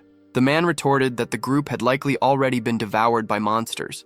A worried Enomoto remarked that such a statement was a horrible thing to say, pointing out that the young people had only ventured out to help everyone. The teacher, with a dark expression, held the girl by the waist and suggested that if she did something for him, he would make a special exception. Distressed, the girl screamed for him to stop.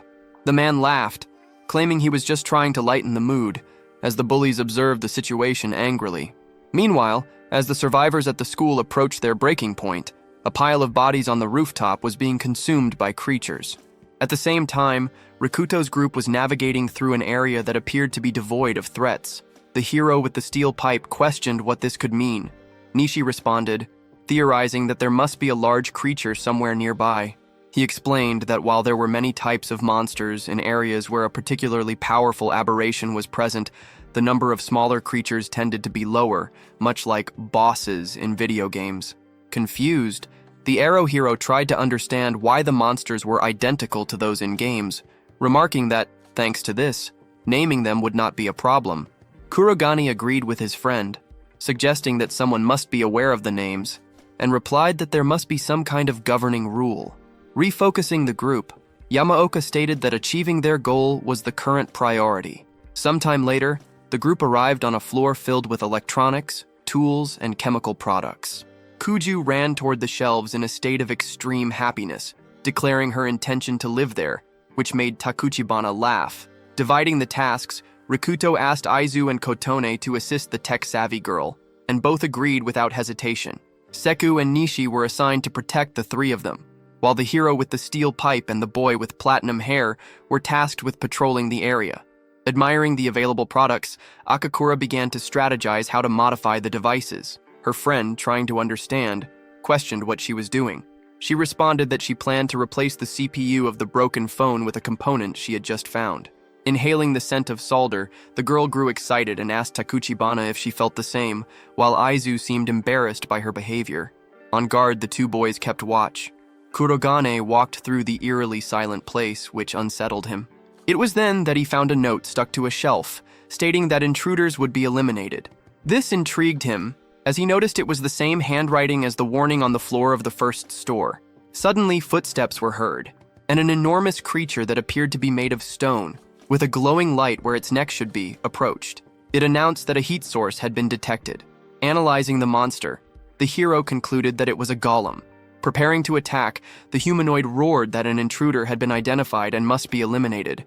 It charged at Rikuto, who quickly countered with his weapon. However, the monster dodged the blow, surprising him with its speed. Striking again, the boy landed a solid hit on the golem, but he reflected that the attack seemed to be ineffective against the creature.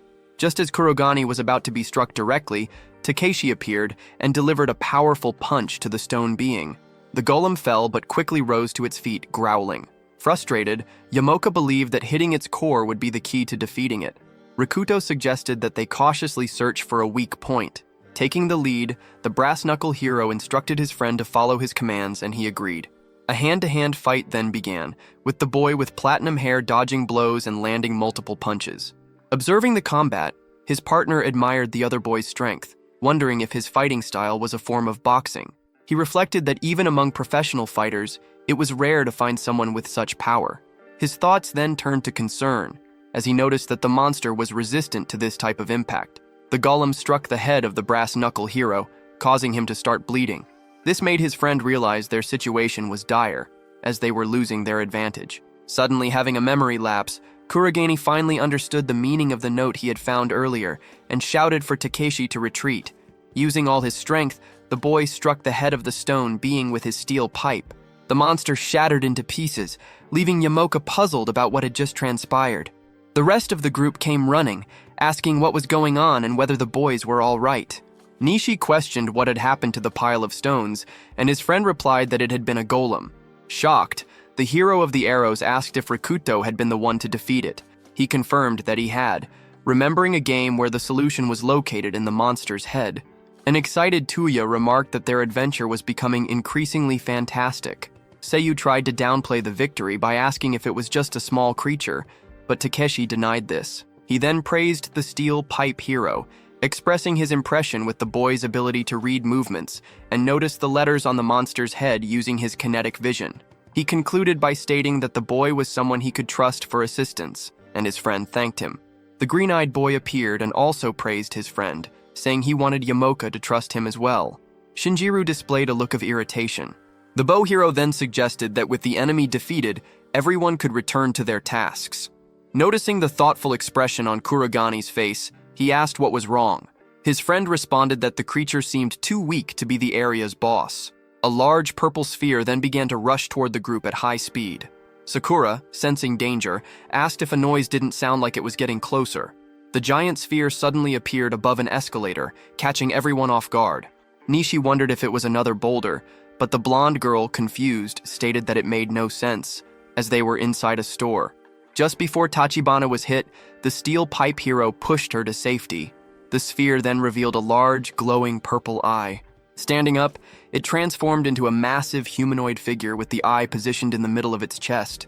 Rikuto told his bow-wielding friend that this one was definitely the boss, sweating profusely as he stammered that this was bad news. Speaking the same words as the smaller stone golem, the purple creature announced its need to eliminate the intruders. With its massive arm, it attempted to crush the group, but struck the ground instead, creating a large hole.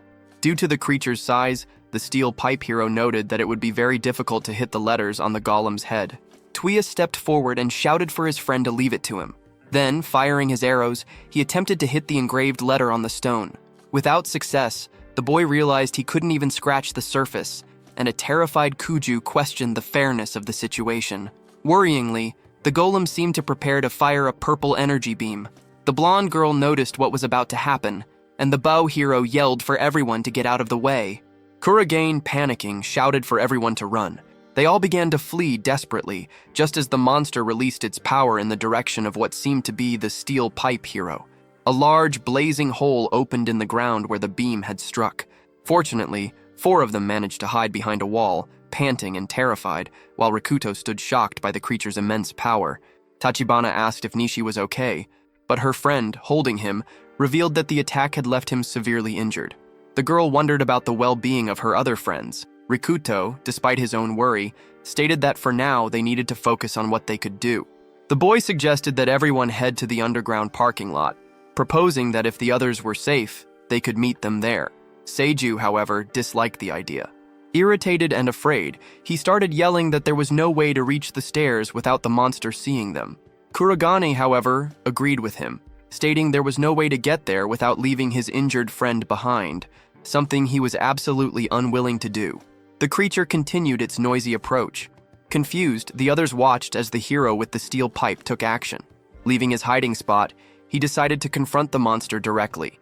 While creating a distraction, he signaled for the others to run toward the stairs. As he ran, he thought about the creature's attack patterns, concluding that it reacted to heat and aggression. Therefore, for the others to reach the stairs safely, the flare he had given to his friends needed to be thrown. He reasoned that if it distracted the golem, even for a brief moment, he would be able to escape. However, he knew that if the monster spotted them, their plan would be finished. This was the only way for everyone to get out of the situation unharmed. Kotone shouted to signal her readiness, and Rikuto gave the command for her to throw the flare. Just as the girl was about to throw it, her boyfriend interfered, causing the flare to roll down a staircase and ruin their plan. In a panic, Tachibana questioned Seiju, who claimed he had to do it because the monster could have turned on them before she threw the object. The monster then struck Kurage directly. Slamming against a wall, the boy cried out in pain. His worried friend screamed his name, but he told her to stay where she was. He insisted she should not worry about him and should get out of there to take care of Nishi. He also warned the girl's boyfriend that he had better take care of her, to which Shinjiro muttered angrily. Cynically, the boy suggested they should leave, claiming it was too late for Rikuto, which angered the girl. In a surprising move, she punched the boy in the face. He fell to the ground in shock as she ran to help the steel pipe hero. Facing the golem, which seemed to be charging its power, the panting boy appeared to be confronting his imminent doom. Alone, he reflected that he had given his all since that fateful day.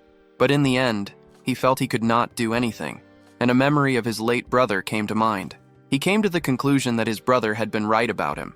Just then, Kotone appeared and with great agility grabbed the boy, pulling him out of the path of the energy beam.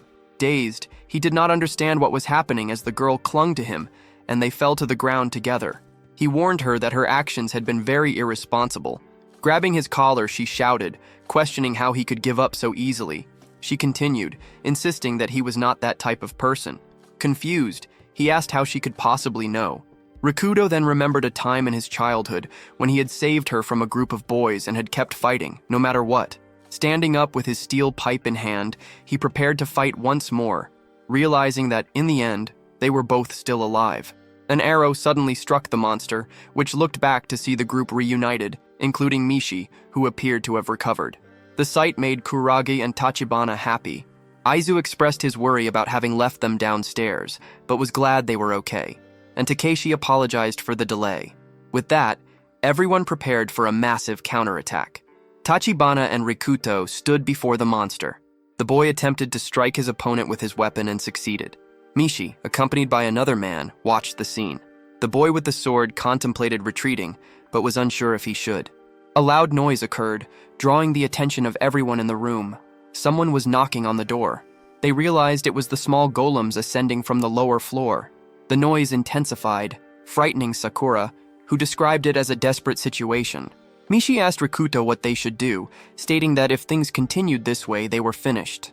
Quickly, the protagonist told the young man to keep firing his arrows, asserting that if he kept shooting at the same target, he would eventually succeed. The boy with the arrows called the monster an idiot, declaring that it would not last much longer. Rikuto stated that he needed to defeat it because he was still alive. The other students watched the scene, terrified. The word alive caught Sakura's attention. Stammering, the girl called out to Kurogane and Nishi. She stated that she might be able to do something, but would need a little time. Kuju explained that while they might not believe her, she could manage to defeat the monster. Rikuto encouraged his friend, saying he believed in her and would buy her the time she needed. With tears in her eyes, she indicated that Kurogane knew what she needed to do. She became emotional upon hearing the boy say he trusted her, which he confirmed, stating that she was not the type of person who would lie. The protagonist called for Nishi to come closer to him, and the boy quickly complied. Suspicious, a blonde boy questioned if Kuju could really accomplish what she was considering. She affirmed that she could, stating that Rikuto's trust in her meant she could not afford to fail. Yamaoka instructed the boys to help each other and asked Aizu to assist the girls. The monster, on the verge of attacking everyone in its frustration, loomed over them. Sakura crouched down and began to prepare the chemical potions. Kotan approached and asked if her friend was okay, noting that she was trembling significantly, but the young girl told her to be quiet. In a swift move, the monster tried to attack Kurogane, but he dodged. Nishi urged Kuju to act quickly. The girl announced that she was nearly finished and began to explain the experiment's mechanics, expressing her own doubts about her ability to succeed. She then recalled Rikuto's words of trust. Quickly, the girl added the final ingredient. The potion was ready, much to her delight. Sakura warned Kotan never to handle chemicals, as they are very dangerous. She explained that the next step was to throw the product at the monster's head, which would defeat it.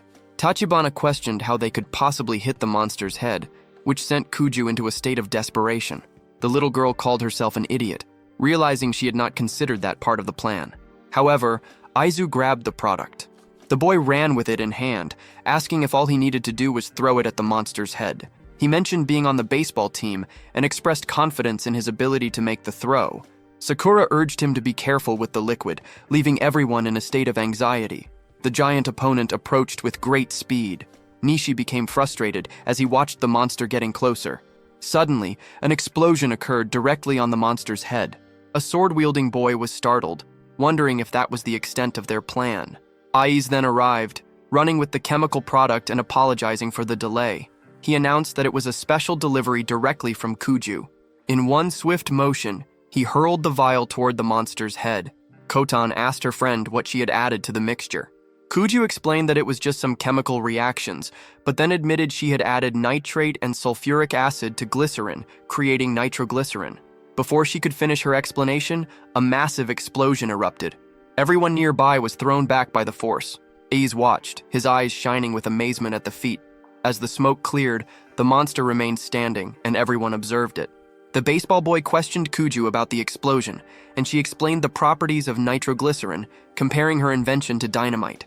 Sweating nervously, the others looked at her with half-desperate expressions.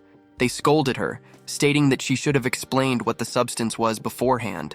Someone then shouted for Sakura. The boys watched the scene of the explosion, and Rikuto concluded that, as a result of it, the area was now completely charred.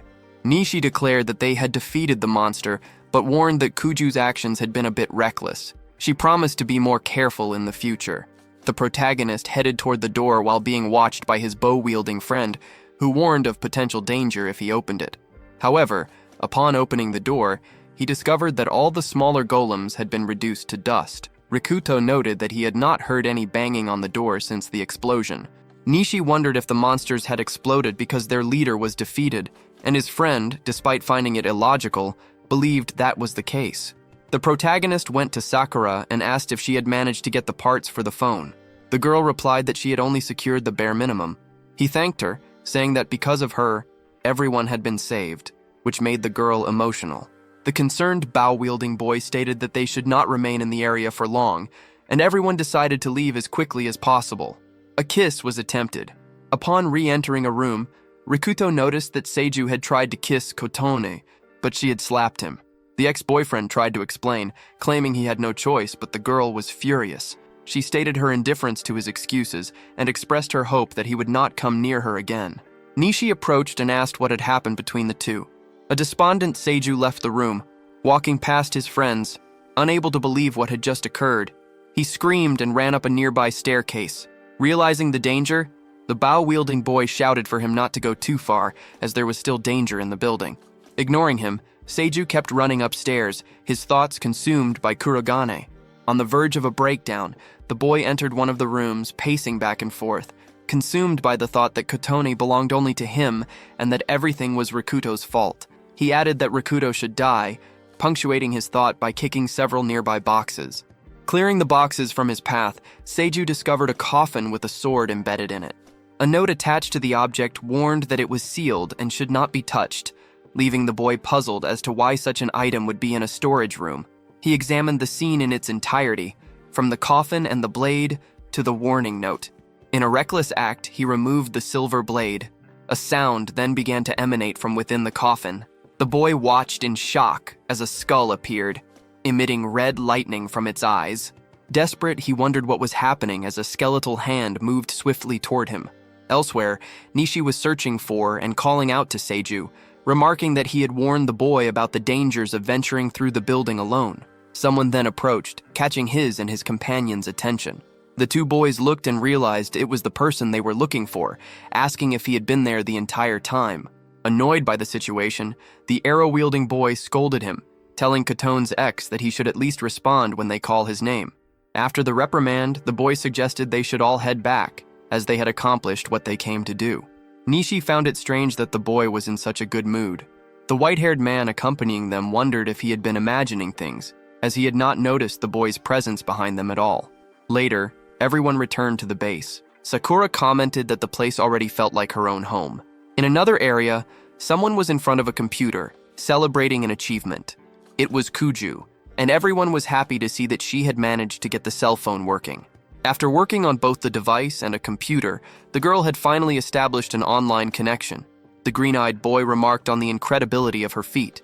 Rikuto asked her to check for any information about nearby survivors or emergencies. She scanned social media, reporting that since the day the monsters appeared, there had been no updates from anyone. Something then caught Kuju's attention. A person in the city of Amishima had posted a request for help a few days prior, suggesting there might be survivors there.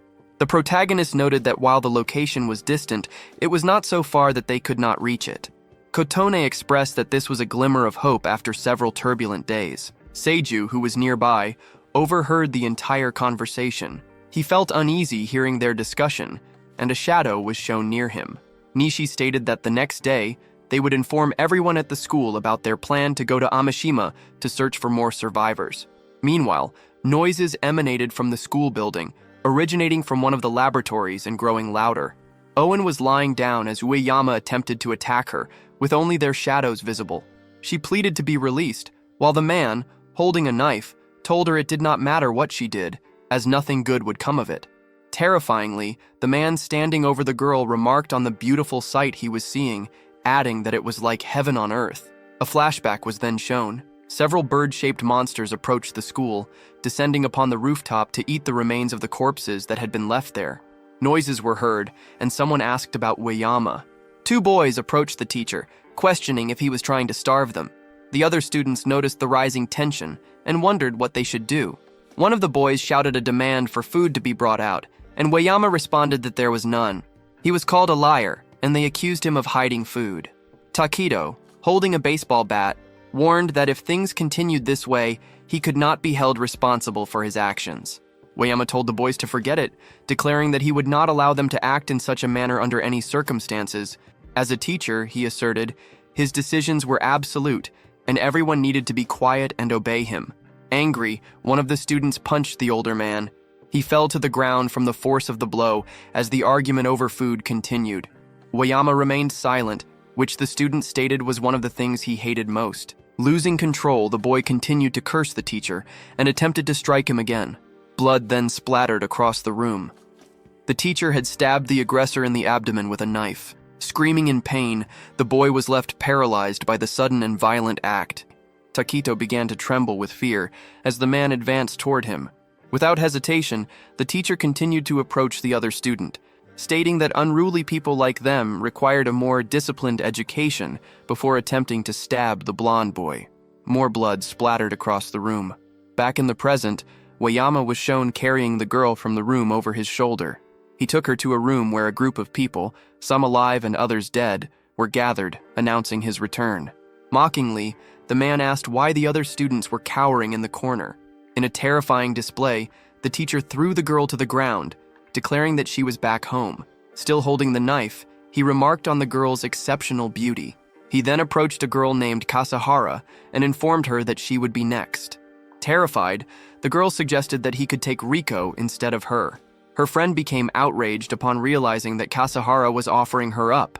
Kasahara retorted that Riko was just another sycophant. Impatient, Ueyama stabbed the knife into the ground, scaring both girls. He called out to the two young women, telling them they were both good for listening to him, and the tense pair agreed. Hayashi approached, trembling with fear. When questioned about his actions, he insisted it was nothing. Ueyama warned the boy not to try anything, gesturing toward the other dead students. The boy claimed he had never even considered it, and the teacher called him an obedient child. Quickly, the man grabbed Kasahara by the arm and then seized Kasamoto as well. The girls desperately cried for help, begging someone to save them. The distraught brown-haired girl questioned what kind of world she was living in. Without another word, Ueyama dragged her down the school corridor.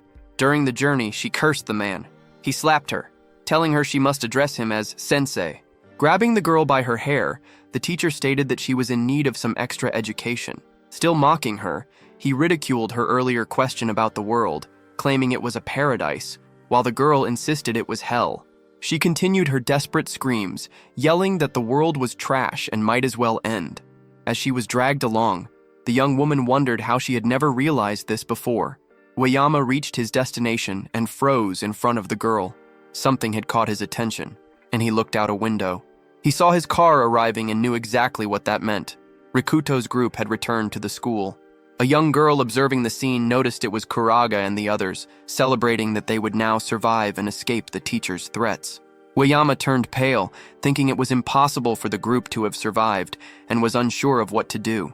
He then decided it did not matter and resolved to eliminate the group, believing the kingdom he was building did not need Rikuto. The group stood outside the school, shouting for the others to let them know they had returned and asking for the door to be opened. When no one responded, Nishi grew concerned. They began banging on the door while the teacher watched from one of the windows. The man returned to the room where the other students were, still shocked that the group had survived. One of the students quietly called out for Kurage. Ueyama thought to himself that the group could not discover that he had killed students, as it would be the end of him. Thinking deeply, the teacher concluded that the group did not know anything yet. Furthermore, among them only Nishi and Kurage would be difficult to handle. He decided that if he could manage those two, Kuju and Tachibana could also be taken into his harem. Maliciously, the man moved toward the girls, threatening them that if they valued their lives, they should not try anything funny. Outside, the group stood still. Nishi remarked on how strangely quiet everything was, suggesting something might be happening. He asked Rikuto what they should do. The determined protagonist agreed that something was wrong and stated that they should break in. The idea was to use the car to breach the barrier and enter the building. Nishi called it a crazy and risky plan. Before they could act, Ueyama opened the door and greeted the students. Everyone was happy to see him alive and well. Feigning friendliness, the teacher asked how things were outside the building. Unaware of the danger, Nishi reported that they had managed to recover Sakura's phone and had found other survivors along the way. The green-eyed boy appeared, remarking that it had been a long time since he last saw the teacher. Ueyama felt uneasy, knowing that this boy would also pose a problem for him and that he now faced 3 obstacles in his path. Attempting to appear calm, the man expressed his happiness at seeing the boy alive. He formulated a plan to deal with Kurogane and Nishi first. Putting this plan into action, the man stated that he needed to speak with the 2 boys in private and requested that they follow him. Sensing that something was amiss, Nishi suggested that the entire group should go along. The teacher agreed that would be fine, but insisted he would prefer to speak with the 2 boys alone first. Nishi consented and called for Rikuto. The duo followed Ueyama, offering apologies to the others and saying they would return shortly. The green-eyed boy suggested that in the meantime, they should bring the supplies inside the school.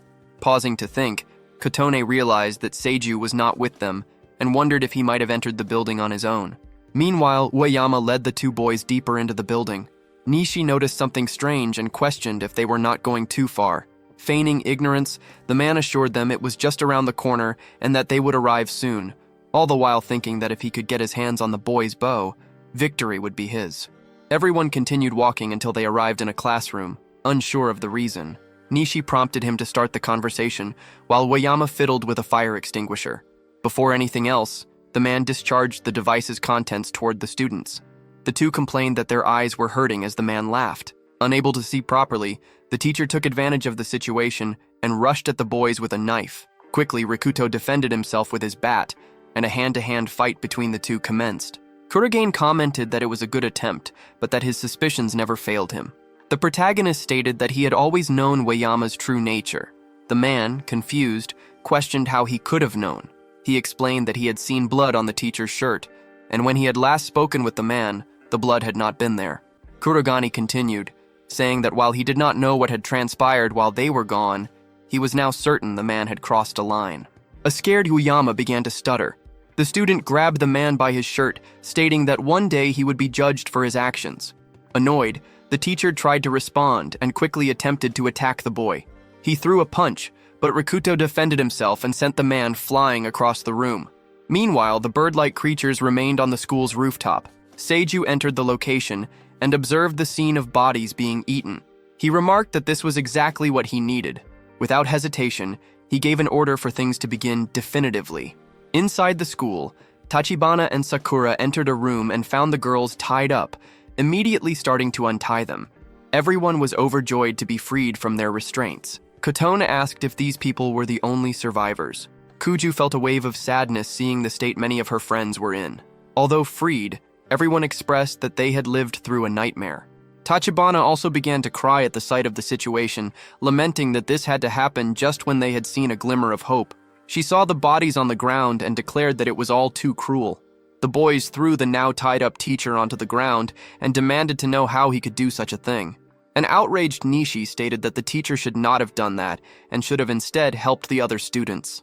Without any fear, Oyama laughed in the boy's face. Mockingly, the man questioned if the boy truly believed he would be saved, telling him he needed to face reality.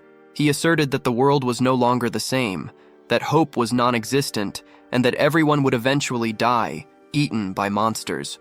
The man continued, explaining that this was the reason for his actions, to have a little fun before it all ended, since he would face no punishment. Recklessly, he suggested the boys should do the same as him and kidnap Tachibana and Kuju, much to the girl's horror. Nishi told the man to be quiet and punched him. Interrupting the blows, Rikuto asked his friend to just ignore the man, stating that paying him any attention was a waste of time and energy. The boy concluded that they would not be able to take the teacher along with them. Hearing the conversation, a girl asked what they meant by their statement. Nishi explained that he had forgotten to mention it, but their intention was for everyone to be saved. He added that thanks to the recovered phone, they had been able to locate more survivors.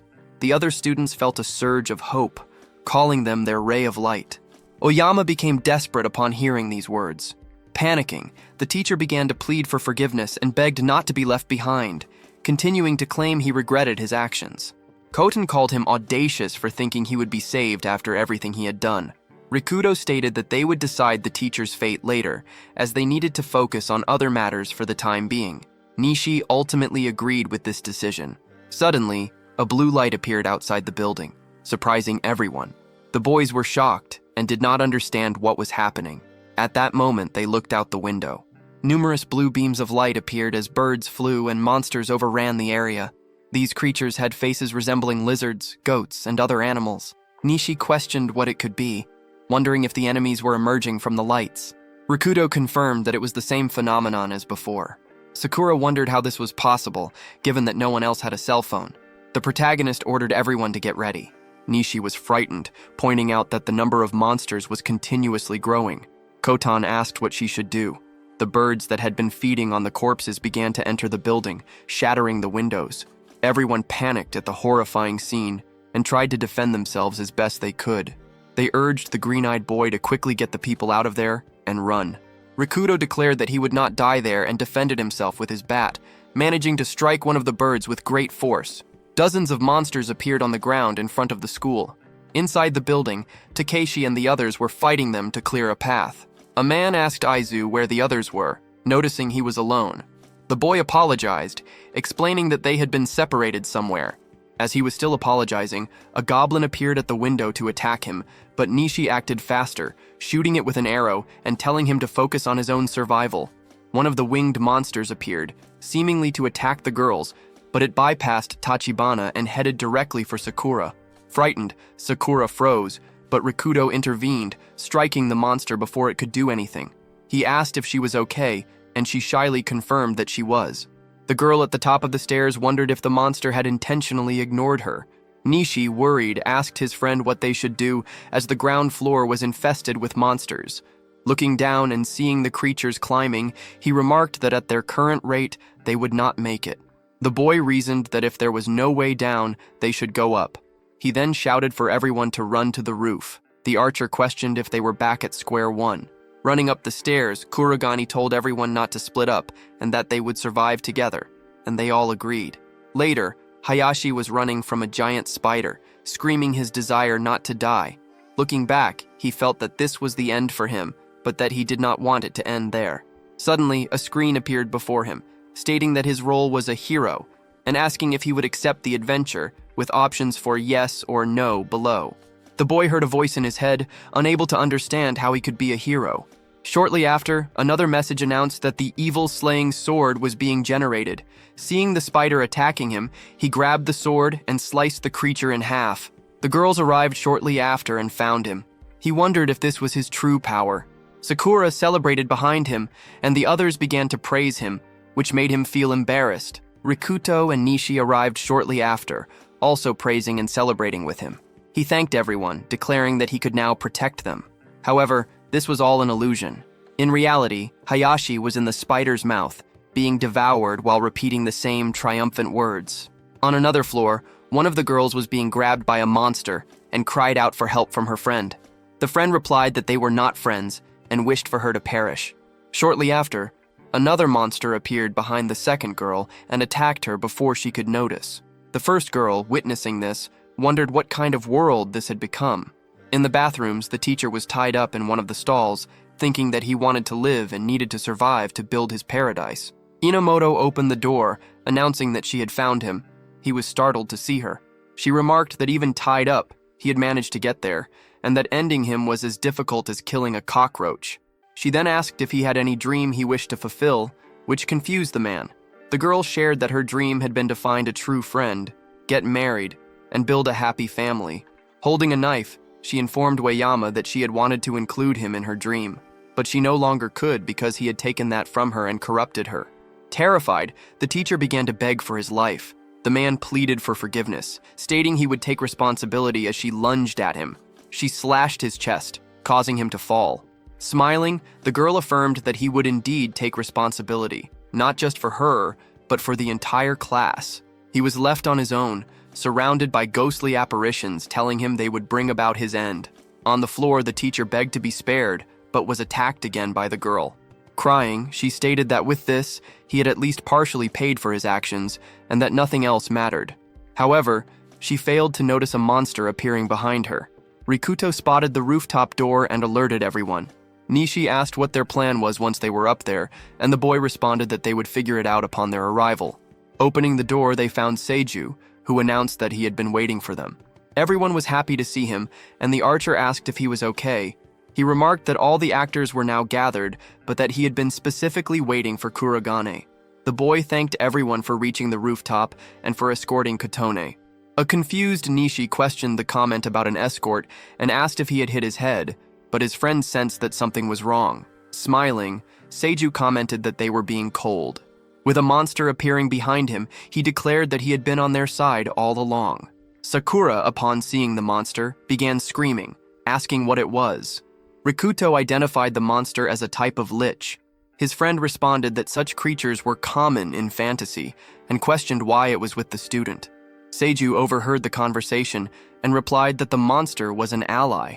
He explained that in exchange for the use of his body, the lich had granted him power, revealing a flaw in their world, a summoning system. Smiling, he added that there was more they needed to know. More importantly, he could now make a circle appear in the sky. A stream of binary code then descended, bringing several monsters to the rooftop that surrounded and terrified everyone. The group panicked, wondering what to do. Kurogane realized it was the same phenomenon that had occurred some time ago. Enveloped by monsters, Seiju asked if they could see his power, claiming he had obtained the technique to control the creatures. He explained that while he could currently only control small monsters, he would soon be able to dominate the more powerful ones. This meant that as long as he was present, they no longer needed to fear monsters. Looking at Kotone, he commented that he had made her worry, but that everything was fine now and she no longer needed to be afraid. He told her she did not need Kurogane's protection anymore. However, the girl felt even more frightened. Extending his arms alongside the lich, he asked the girl to live with him in this new world. She refused, leaving the boy confused. Tachibana stated that it was hard to believe and questioned if this was truly his power. The girl then asked if he was the one who had summoned the monsters that had just attacked the students, and he admitted that he was. She commented that they had attacked a girl from his own class, and likely all the others. Seiju dismissively said he needed no one else but her. Nervously, the girl stated that she really did not want to say it, but he was no longer human. Crying, she explained that while they had encountered all kinds of monsters, he was the worst of them all. The other students moved to support her. Losing control, Seiju insisted that Kotone was wrong, repeating the word wrong over and over. Still repeating the word, the boy screamed, transforming into a vortex and emitting a wind so strong that all the students had to shield themselves. When the spinning ceased, it was clear the lich had fully taken over his body, replacing his head and arms with its own.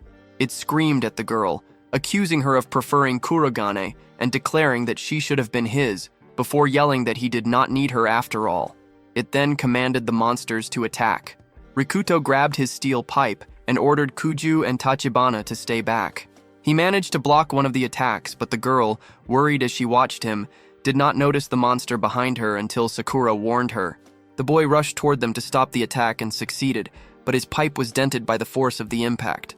The monster then threw him backward. Kotoni screamed his name as he was hurled against the wall. A concerned Nishi also shouted his name, and the girls ran toward him. Getting closer, they grew worried upon seeing him in such a state. Touching his face, Tachibana noticed that he was not breathing. Kurogane heard someone calling his name and found himself in his room, confused because he was certain he had just been at the school. He then heard someone mockingly question his claim to the room and turned to see his brother, Serato, at the door, who remarked that it had been a long time since they had seen each other. Back at the school, Kotone screamed his name and begged him to listen to her. Hugging him, she cried in desperation while the other students stood in shock. Nishi, fighting off monsters, expressed his concern, questioning if this was real and hoping it was not true. As he lamented, a monster moved to attack him, but Takeshi pushed it away with a punch from his brass knuckles. The boy called out his friend's name but initially received no response. Without looking at him, he urged him not to give up, referring to him as their leader. He stated that no matter the circumstances, they had to keep fighting until the very end, because that was the kind of man Kurogane was. Everyone was astonished and moved by his words.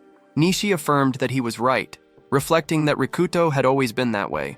No matter how hopeless the situation, he never gave up. He felt that if he were to give up on surviving, he would not be able to face his friend. With this renewed resolve, he continued to shoot his arrows at the monsters. Tauda also began to assist in the attack. Serato, now under the Lich's control, told them to forget it, declaring that Kurogane was no longer among them. He announced that Kurogane's heart had stopped, commenting that Kotoni, with her aspirations of being a doctor, should know this better than anyone. Hearing those words, she was spurred to help the boy. Adjusting his body, she began performing mouth-to-mouth resuscitation, refusing to give up so easily. She reasoned that if the impact had stopped his heart, it could not be too late. Sakura thought that since everyone was doing what they could, she must also do something. However, unlike the time with the golem, she could no longer create dynamite, and wondered what she could possibly do. She noticed the bent steel pipe on the ground, and thinking about the Lich's nature as a monster, concluded that she might be able to do something with it.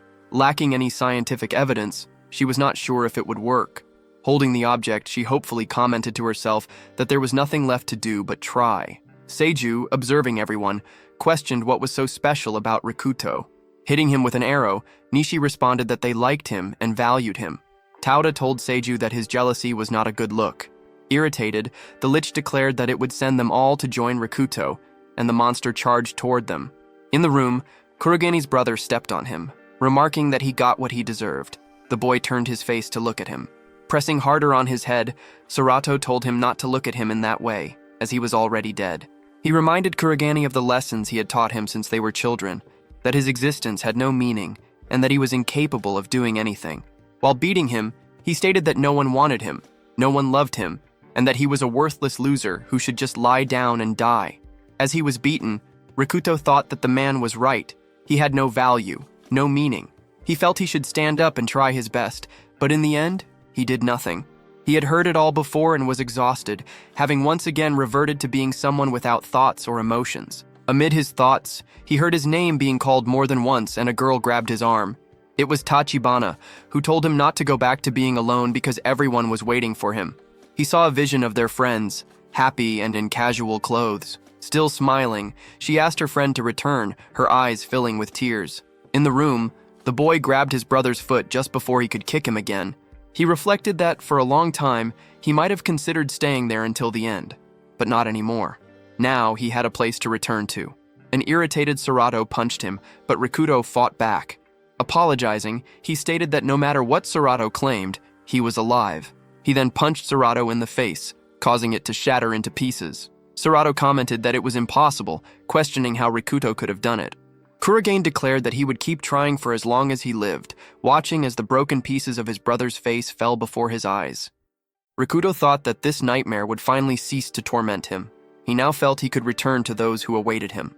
Kotone was incredibly surprised as she looked at the protagonist, who slowly opened his eyes. The main character quickly sat up and coughed, appearing surprised to see his friend.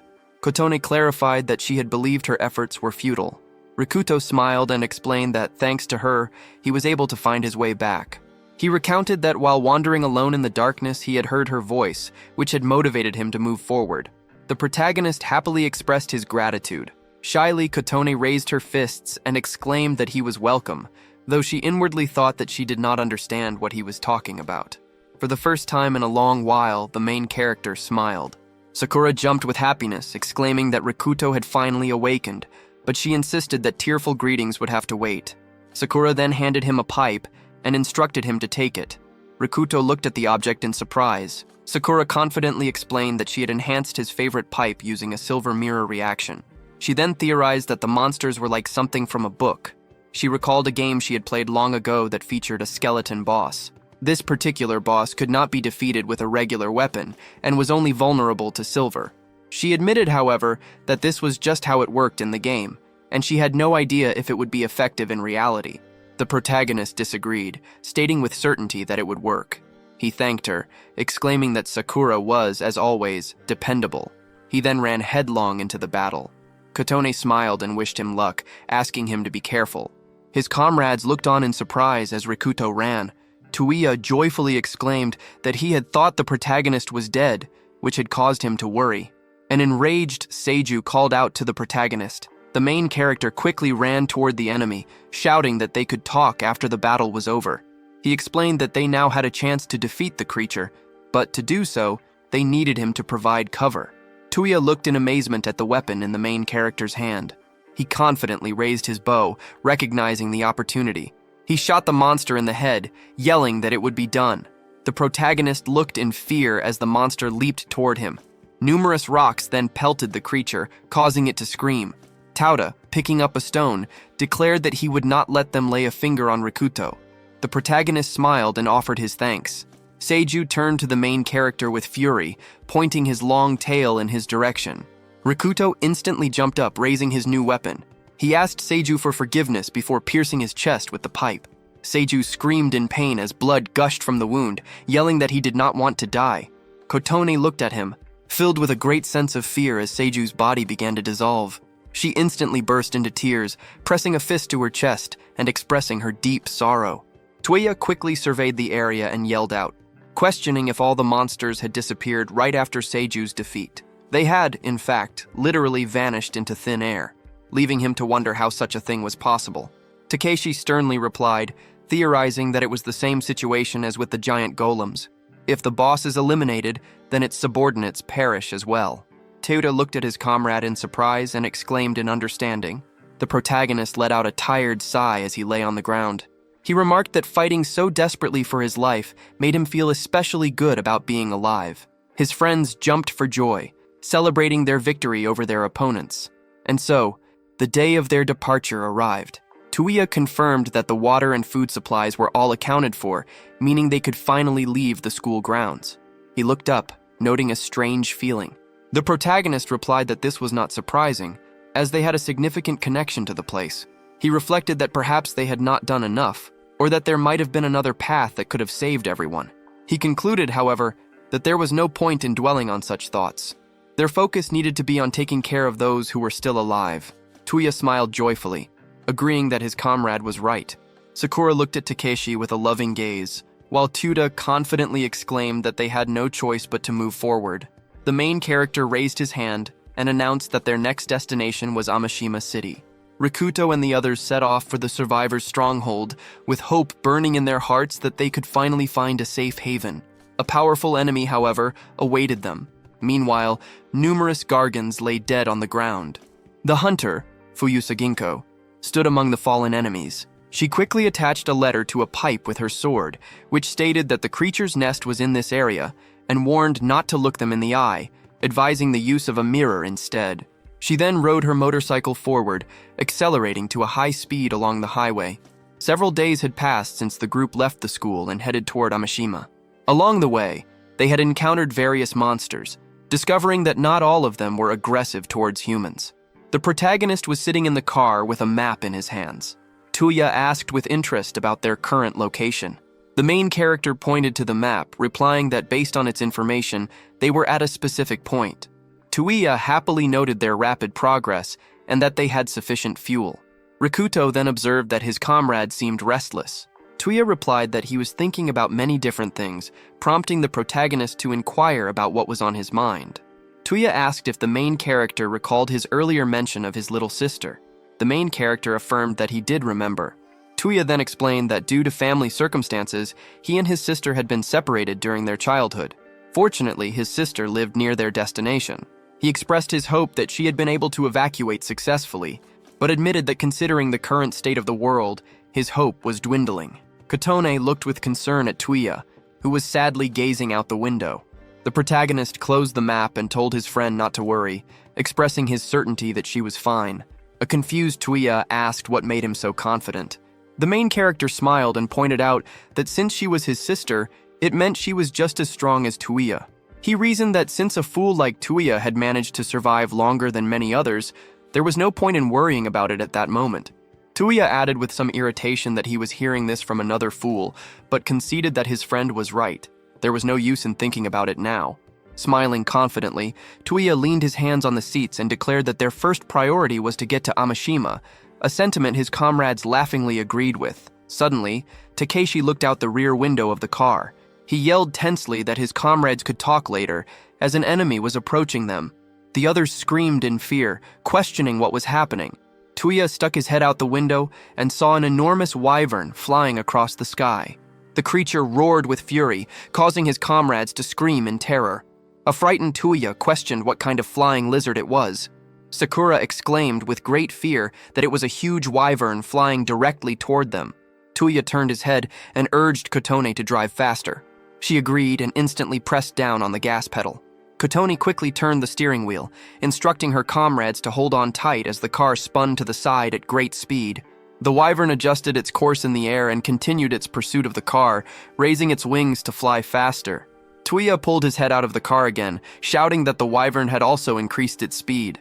Sakura, grimacing from the powerful airflow, screamed that the creature was getting closer. The wyvern hovered directly over the car and roared. The vehicle shook violently, and the comrades grabbed their heads in fear and screamed. Tuiya then pointed at something, telling Kotone to look. He screamed that there was an interchange ahead and ordered her to exit the highway immediately. Kotone calmly turned the steering wheel, replying that she understood everything. The car then descended from the highway at high speed. The wyvern paused in midair and roared. The comrades joyfully screamed, believing they had successfully escaped. The wyvern then opened its mouth and resumed its pursuit of the car. The group realized that the creature did not intend to let them go. Tuiya exclaimed with irritation about the wyvern's persistence and questioned what they were going to do. Rikuto replied that if it was impossible to outrun the wyvern, their only option was to shoot it down. He reasoned that if the enemy caught them, they would surely die. Meanwhile, a girl named Ginkgo stood on a fence, looking down. She observed the car through a pair of binoculars and was very surprised to see Tuiya. Ginkgo snorted in irritation and turned her head to the side. She quickly mounted her motorcycle and rode down the highway, with smoke billowing from under the vehicle's wheels. The wyvern roared as it closed in behind the car. Tuiya cried out in fear, announcing that the enemy was getting closer. Tuda, sitting on the seat, exclaimed that the wyvern was going to kill them. He tensely fired an arrow at the approaching enemy. The projectile struck the wyvern's head, but glanced off to the side. Tuiya sat back down in his chair, yelling that he could not even damage the creature. The main character calmly stated that in that case, they would just have to keep running. The car rapidly approached a large column. The comrades urged Kotone to watch where she was going, fearing they were about to crash. Kotone confidently turned the steering wheel, and the car instantly changed its trajectory. The passengers were thrown to the side and screamed. The wyvern, unable to maneuver as quickly, struck its head on the column and roared in pain. Tuiya yelled in admiration, remarking on the brilliant move. He noted that because the wyvern was so huge, it literally could not turn around in such tight spaces, but that it was also incredibly tough. Kotone laughed sheepishly in response. Sakura clapped her hands with joy, calling Kotone cool and a real racer. Tuiya then looked ahead, and his mouth fell open in fear as he screamed. He questioned what had just happened and why they had stopped so suddenly. Kotone replied that she did not know. She was pressing the gas pedal as hard as she could, but the car refused to move. Rikuto was stunned, clarifying if this was really happening after everything they had endured. He wondered if their engine had broken down. The wyvern roared, shaking off its daze, and flew quickly toward the stationary car. The protagonist turned his head and ordered everyone to get out of the vehicle and run. The comrades instantly scrambled out of the car and scattered in different directions. A wyvern flew directly over Sakura, and she screamed in terror. She then fell to the ground and looked up at her opponent. She raised her hand in intense fear, exclaiming that it couldn't be happening. The protagonist quickly scooped her up and ran. A confused Sakura looked at him as the wyvern opened its mouth and gave chase to the comrades. Takeshi instantly shoved a stone into the enemy's mouth. The main character turned and called out to his comrade. Tuya fired his bow, exclaiming that they needed to act immediately, thinking that his shot would be accurate at this distance. His thoughts were interrupted as the arrow pierced the wyvern's eye. The enemy raised its head and roared in pain. The comrades scattered to the sides at great speed. Tuya questioned what they should do next. The main character replied that he did not know. He stated that they first needed to find a safe place, but then he fell silent, stopped, and looked upward. A worried Tuya asked what had happened. The comrades instantly stopped and looked up as well. Sakura, filled with great fear, said that this couldn't be possible. Several wyverns were now flying across the sky. The comrades screamed, questioning if there was more than one wyvern in the area. The protagonist clarified the situation, asking if they had inadvertently entered their territory. Tuya turned his head and warned that there was one behind them. They looked to see a huge wyvern standing nearby. Tuya screamed that the enemy had caught up with them, and the main character added that they were now surrounded. The wyverns closed in on the group. Rikuto covered Kotone and ordered her to run. Suddenly, a projectile flew into the sky, leaving a trail of smoke behind it. The wyverns looked up in surprise. A powerful explosion thundered over the heads of the comrades, and they shielded their faces from the bright light. The wyverns quickly flew upward and roared. The surprised protagonist questioned if they had actually retreated. Tuya screamed, asking what the flash of light had been. Ginkgo stopped her motorcycle, noting that she had barely made it in time, and calmly leaned against the vehicle. The comrades joyfully exclaimed that she was a human, celebrating the discovery of at least one other survivor. Ginkgo raised her weapon and explained that they were dealing with wyverns. She elaborated that, like birds, they love everything shiny and collect anything they find lying around. She warned, however, that the flare gun would not distract them for long and that they would return very soon, which meant it was time to leave. Kotone looked at her with admiration. Ginkgo turned her head to the side and ordered them to move faster, questioning if they wanted to become monster food. Tuya asked what they should do. He observed that while she did not seem very friendly, she had saved them. The main character stated that in their current situation, they had no other choice but to follow her. Tuya smiled and replied that following her was also the right course of action.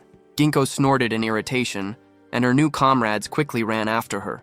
After some time had passed, Tuya, now standing in an underpass, called for Sakura to hurry up and come to their location. She ran tensely towards them and screamed as a wyvern quickly flew up to her and roared.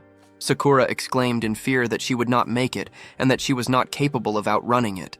She then instantly dashed into the passage just as a wyvern stuck its head inside. Breathing heavily, Sakura remarked that she had almost died. Ginkgo noted what a group of little fools they were, complaining that because of them, all of her plans had failed. Tuya yelled, questioning why they were immediately being called fools. Ginkgo smiled and replied that only complete fools would attempt to drive a car through an area teeming with wyverns. Sakura asked what other choice they had, explaining that they were unaware the creatures were there. Tuya added that she did not even know them. The protagonist stood in front of his comrades and clarified that he did not know why Ginkgo had decided to help them. He then smiled and expressed his gratitude. Ginkgo snorted in irritation and turned her head away. Tuya looked at her and asked where she was going. Ginkgo told them to follow her and they would see. The comrades became tense, and the main character ordered them to go. After a while, the group looked around their new surroundings. Rikuto questioned if she was certain it was safe to go this way, and asked about the presence of monsters. Ginkgo replied that this was the safest route because they had already dealt with everyone in the area. She then asked if they were heading to Amashima, confirming that they were not the only ones with that destination. Surprised, Tuya asked if there was another group. Ginkgo affirmed this and added that another, larger group had passed through before them, and unlike their comrades, they were armed for the most part. Sakura joyfully exclaimed that this was very good news, celebrating that there were even more survivors. Kotone smiled and remarked on how wonderful the news was. Tuya said he had been afraid they would not encounter anyone else, but it seemed his fears were unfounded. He looked at the protagonist in bewilderment. Ginkgo turned her head to the side and looked at the girls. After some time, a tired Sakura asked if they would be arriving soon, complaining that her legs were about to give out. Ginkgo replied that it would not be much longer. The comrades then asked if there was really a light ahead. They looked with admiration at a group of people sitting in a nearby room. A surprised Tuta exclaimed in wonder. Sakura asked if this was the same group, wondering if they had established a camp underground and remarking on how clever that was. The comrades climbed up, and Tuya looked away in surprise, questioning the source of the oppressive atmosphere. An angry Ijima called out to Ginkgo. He asked irritably if she was kidding him. Ijima then grabbed her by the shirt, clarifying that she had been explicitly told to go hunting and demanding to know why she had returned. Ginkgo screamed in pain and turned her head to the side. Ijima asked ominously if she had completely forgotten the consequences of not following the rules, or if perhaps she preferred to be dragged straight to bed instead of hunting. He raised his fist and yelled, demanding to know why she was not speaking and questioning if she had bitten her tongue. A pipe came closer to his face. The protagonist confidently ordered him to release her. Ijima turned his head and asked who this newcomer was. A hand then grabbed his shoulder, and Ijima gritted his teeth in pain as he turned to look at Takeshi. Ijima yelled, demanding to know who they were and questioning their rebellious expressions. He smiled and clarified if there were animals in their ranks who did not respect the rules, warning that they would pay for it. The bandits raised their weapons and ran toward the comrades. Hisaki ordered them to stop immediately. Ijima looked at him with a fearful expression. Hisaki asked if this was how they enforced obedience to the rules. Ijima yelled in irritation, calling them freaks, but Hisaki's terrifying smile made him interrupt himself and exclaim that it was nothing. He then apologized to his comrades. Hisaki asked them to forgive Ijima for his behavior, explaining that the man was apparently upset that they had returned from the hunt empty-handed. He then asked who the newcomers were. A tense Tuya scratched the back of his head. Hisaki raised a hand to his chin and inquired if they were also on their way to Amashima. His comrades confirmed this. Hisaki smiled and exclaimed that if that was the case, then they could help each other. He then asked what they thought about his proposal to join their group, suggesting that with their combined efforts, they could reach Amashima. The protagonist exchanged glances with Tuya. Sometime later, inside the station office, Hisaki expressed his gladness for leading them to the monastery. He introduced himself as the leader of this group and stated he was pleased to meet them. Tuya asked if the leader would explain what was happening there. Hisaki replied that he understood they likely had many questions. He suggested they address everything in an orderly fashion, beginning with the day of the disaster. He explained that most of the country's population had died on that very day, which was not surprising. Monsters had begun to crawl out of every phone, quickly swarming the entire nation. The defense forces were completely unprepared for such an event, as the incident could not have been predicted. Modern society had collapsed in a single day. He added that, judging by the rumors, military facilities were now occupied by giant dragons, like something from a fairy tale, and that it was most likely that the entire army had been destroyed. A frightened Kotone expressed her disbelief, stating that she had kept thinking the army would eventually return for the survivors. Sakura screamed, remarking that they had been left in a state of complete horror. The protagonist scratched his chin, reflecting that the situation was somehow strange. He questioned why a nest of such powerful monsters would be located on military bases, as if someone had deliberately chosen that specific place. He remembered that they had personally encountered a force capable of summoning monsters into their world, which he thought was called the mythical summoning system. He mused that while they knew most of the monsters had emerged from phones, which caused the disaster, he questioned if that was the whole truth. He wondered if there was someone behind all of it, and who would possibly want to plunge the world into chaos. Hisaki said he would continue his explanation. He stated that humanity was gradually dying out. While there were, of course, survivors, there were not as many as one might expect. He revealed that they had managed to re-establish communication and get online, which is how they had learned about Amashima and its own group of survivors. They had also managed to find out that not all cities had been equally affected by the disaster. Some, like Amashima, had not been affected at all. This city, he declared, was their last hope. Tuta shouted in excitement, and Sakura agreed, saying they could at least breathe easily there. The main character confidently noted a potential problem, questioning if it was impossible to get into Amashima from the outside. Hisaki replied that the protagonist was absolutely correct. He reasoned that they must have encountered the winged monsters, the wyverns, along their way. Rikuto confirmed this and clarified that the silver-haired girl had saved them. Hisaki then explained that there was a wyvern nest located directly above them. To reach Amashima, one had to travel along the road that the creatures guarded. No matter how one tried to get past them, the moment the wyverns saw a person, they would immediately attack. He concluded that even by using the train tracks on the ground, they would be unable to reach Amashima. A surprised Tuya asked for the reason. The leader replied that monsters also inhabited the underground areas, giving the example of a giant worm to which a couple had already fallen victim. The protagonist clarified his understanding that even this location was not entirely safe. Hisaki explained that they had discovered the worms were afraid of intense light, which is why they had established their camp there, as it was much better than being on the surface. Sakura put her hands to her head, exclaiming that it still felt as though they were trapped. Tuda then asked a question, and Hisaki told them not to worry. He confidently raised his fist, exclaiming that they had a plan. Sakura screamed with joy, asking if this was really true. The leader explained that this was why everyone in their group performed their assigned role, to work toward a common goal. He then asked if they were willing to cooperate with them. Tuya sternly asked for the main character's opinion. Rikuto replied that they had little choice in the matter. Tuya agreed, clarifying that in this situation, they ought to unite. He turned and asked if his comrades had any objections. Hisaki happily thanked them, stating that they could then get to work. Ginkgo interrupted him, declaring that they would be hunters. The surprised leader was informed by Ginkgo that they were short-handed and would need the newcomers. Hisaki noted that it was quite a dangerous job, but admitted it was necessary in their current situation. It was thus decided that the boys would become hunters. A fearful Tuda exclaimed that he did not want to do dangerous work. Hisaki then added that the girls should not be doing something so hazardous. Ginkgo glared at the leader. Hisaki raised a finger and said they should just go to work. Ginkgo interrupted him again, yelling that they would be diggers, as they already had enough people working in the kitchen.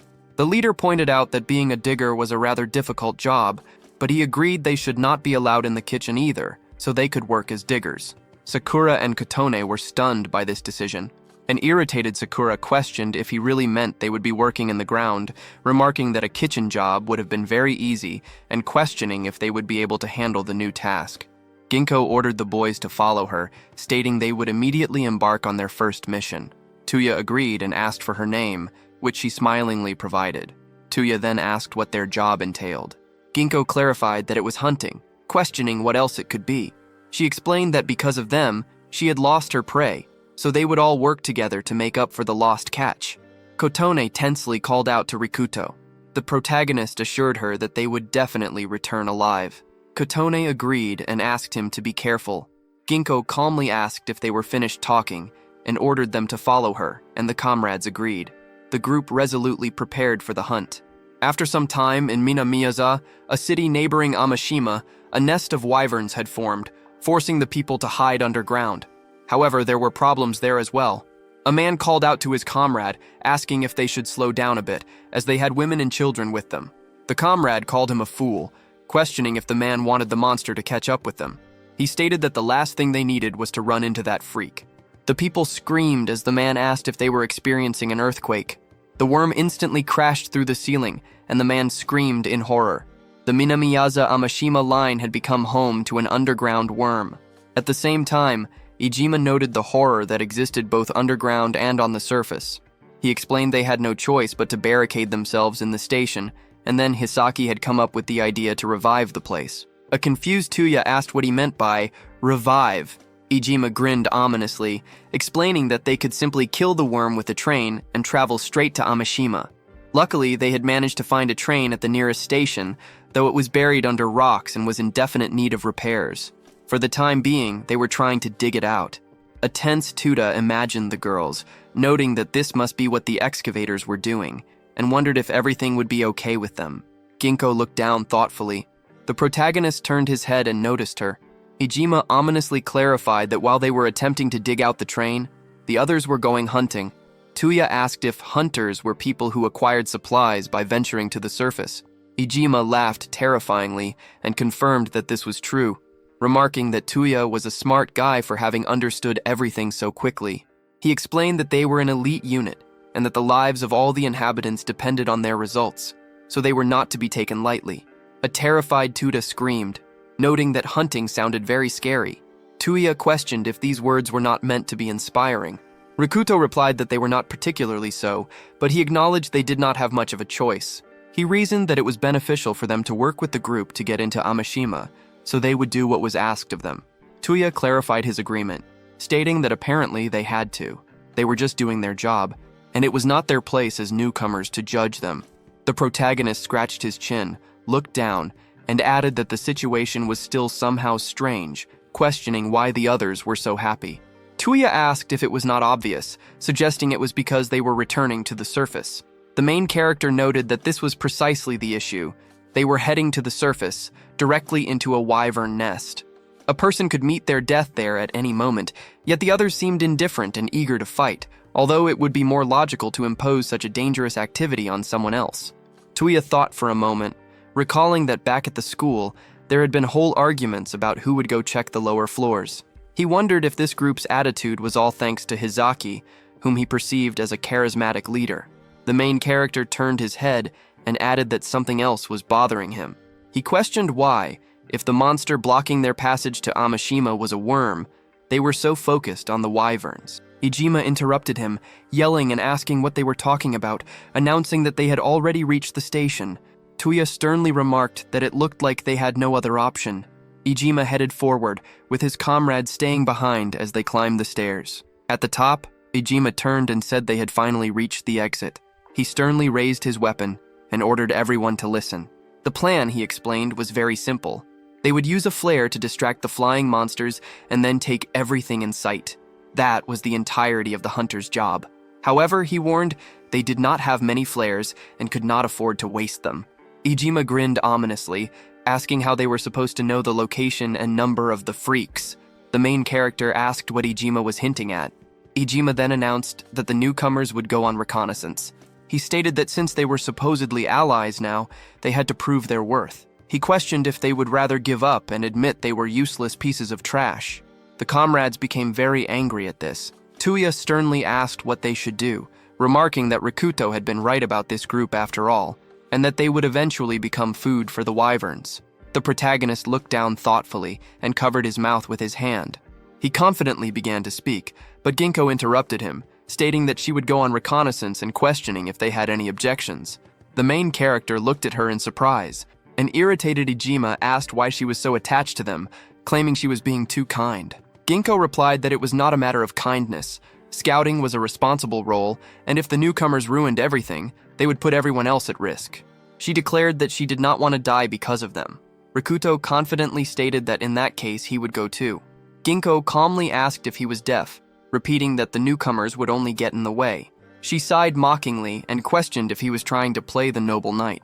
The protagonist pointed out that it was not a question of nobility. He thought it was better for them to go on reconnaissance together, suggesting that, at worst, one of them could serve as bait for the monsters. He asked if she cared about the success of the operation, and if his suggestion was not a reasonable decision. Ginkgo snorted in irritation and turned away. She then clarified, asking if he meant he would obey her commands without question. Rikuto replied that if it was necessary for the sake of success, then yes. Tuya called out to his comrade, exclaiming that if the protagonist was going, then so was he. The main character assured him that everything was fine.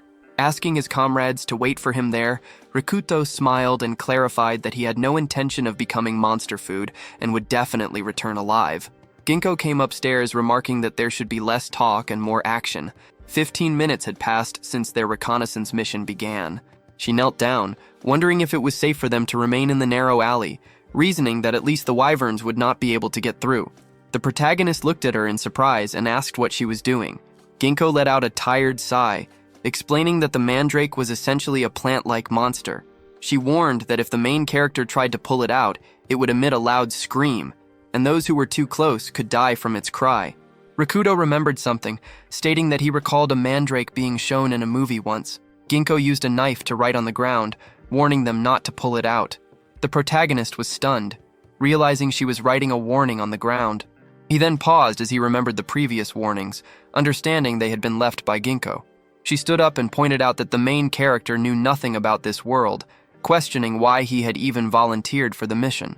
She suggested that if Rikuto wanted to play the hero in front of a woman, he should stop, as it looked bad. The protagonist replied that he had no intention of playing the hero in front of her.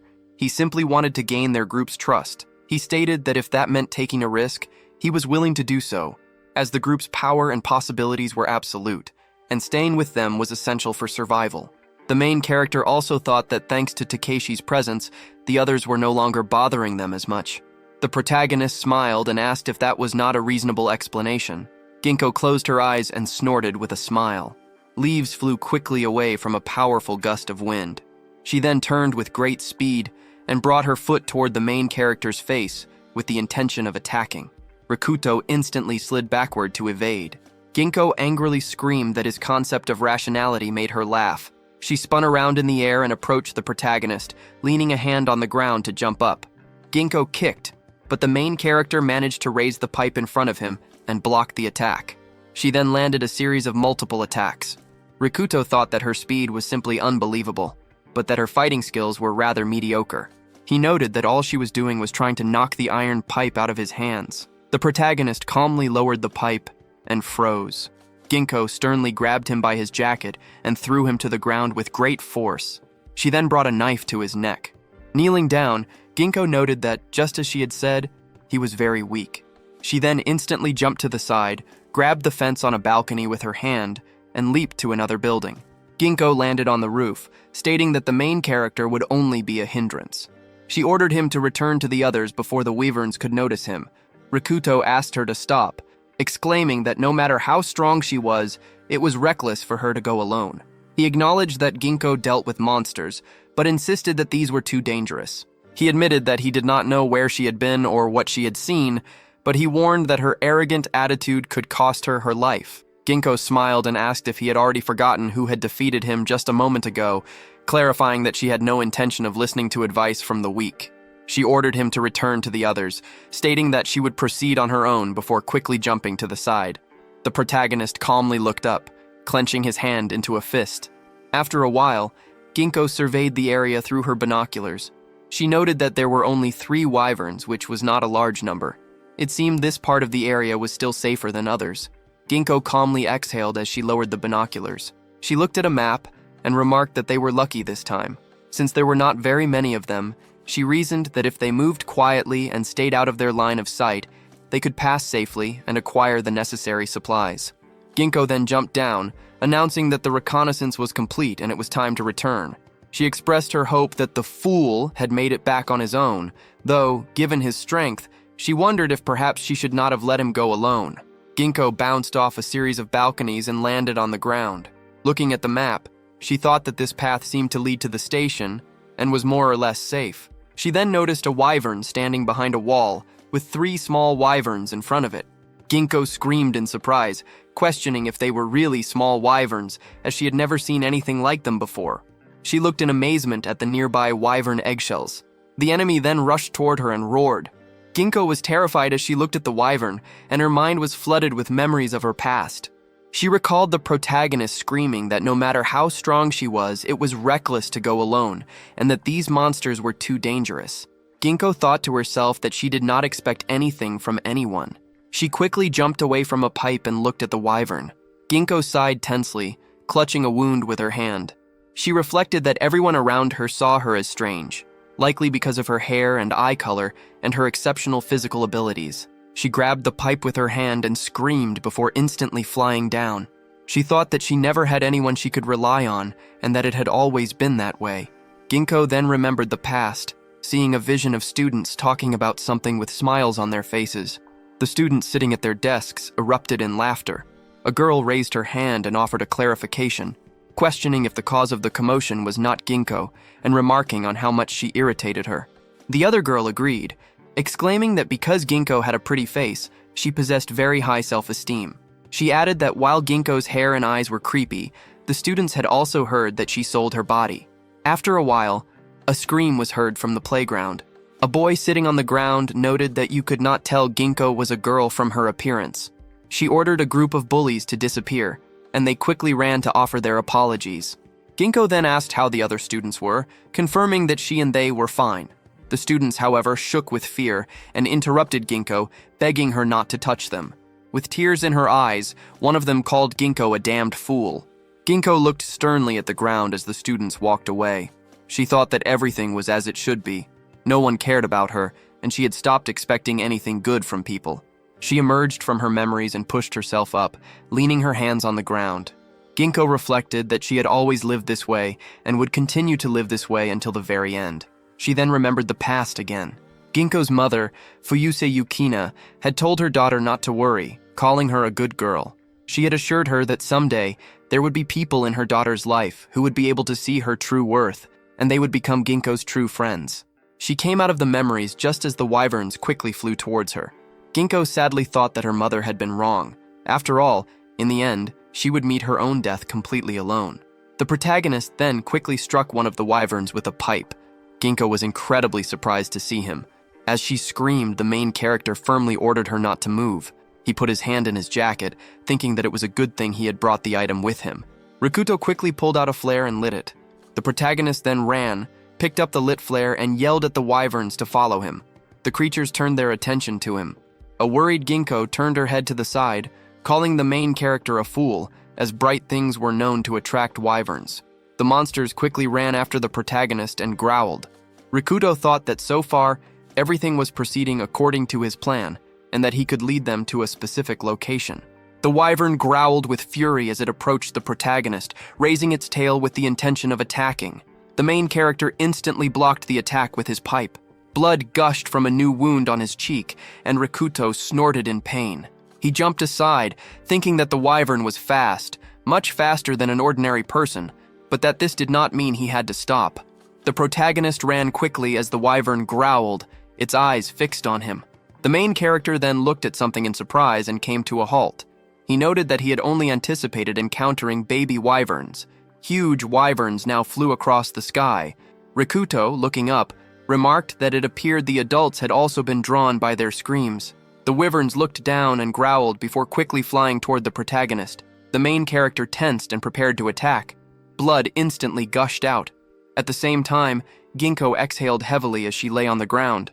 She sadly raised her head and questioned what he was trying to achieve by luring the creatures away from her. Ginkgo fell into a stupor, thinking that it was an impossible situation, and questioning if the protagonist truly intended to sacrifice himself. Black shadows filled the sky, but they were not the shadows of birds. The wyverns quickly flew after the protagonist. The main character, with great effort, ran away from his opponents. He exhaled heavily, thinking that there was very little left to do. He told himself he needed to hold on, and that if he made it, Rikuto froze and snorted, his thoughts left unfinished. The wyvern roared and instantly closed the distance to the protagonist. It attacked, and the main character fell to the ground as blood gushed from his leg. Rikuto shook in pain, thinking that he could not get up and wondering if this was truly the end. He instantly fell into a stupor, noticing something. The wyverns were flying towards him at high speed. Intent on attacking, the protagonist smirked, remarking that it looked like he had no other choice. The wyverns were suddenly stopped by a powerful gust of air. A loud scream echoed throughout the city. Ginkgo froze in surprise upon hearing it. She instantly fell to one knee and covered her ears with her hands. Ginkgo then fell completely to her knees, letting out a sound of pain. She lowered her hands and, noticing the roar, wondered if this could really be the work of that fool. Ginkgo paused, exclaiming that it was a curse. After a while, Ginkgo noted that it had to be in this location. She looked at the main character, who was lying surrounded by wyvern corpses. Ginkgo saw that they were all dead. Rikuto had pulled out the mandrake while in the midst of its scream, and he had died of shock. She recalled that she had even left a message not to touch the mandrake, and the protagonist had decided to sacrifice his life to save her. The main character then opened his eyes and quickly rose from the ground. Ginkgo screamed in surprise when she looked at him. She shook and screamed loudly, questioning why he was still alive. Blood started coming out of his ears. She froze as she came to a realization. At that moment, Rikuto understood he had been in a hopeless situation. Before pulling out the mandrake, he had struck himself in the ears with great force. Due to the immense air pressure, his eardrums had burst. Having intentionally lost his hearing beforehand, the main character was able to avoid death from the mandrake's thunderous howl. Ginkgo asked in amazement if he had really deprived himself of his hearing on purpose. She thought to herself how foolish one would have to be to do such a thing. The protagonist gritted his teeth in pain as blood gushed from his ear. Ginkgo clenched her fists and called him a fool. She held his hand, exclaiming that it was true. She had never encountered such fools in her entire life. She acknowledged that an eardrum could be repaired and hearing could be restored, but questioned who in their right mind would willingly inflict such an injury upon themselves. Rikuto looked at her in bewilderment, but said nothing. Ginkgo screamed furiously that he was lucky he could not hear her at all. She then calmed down, exhaled, and clarified that she could now tell a madman like the main character how everything had started and why monsters had invaded their world. The protagonist looked at her, and Ginkgo began her story.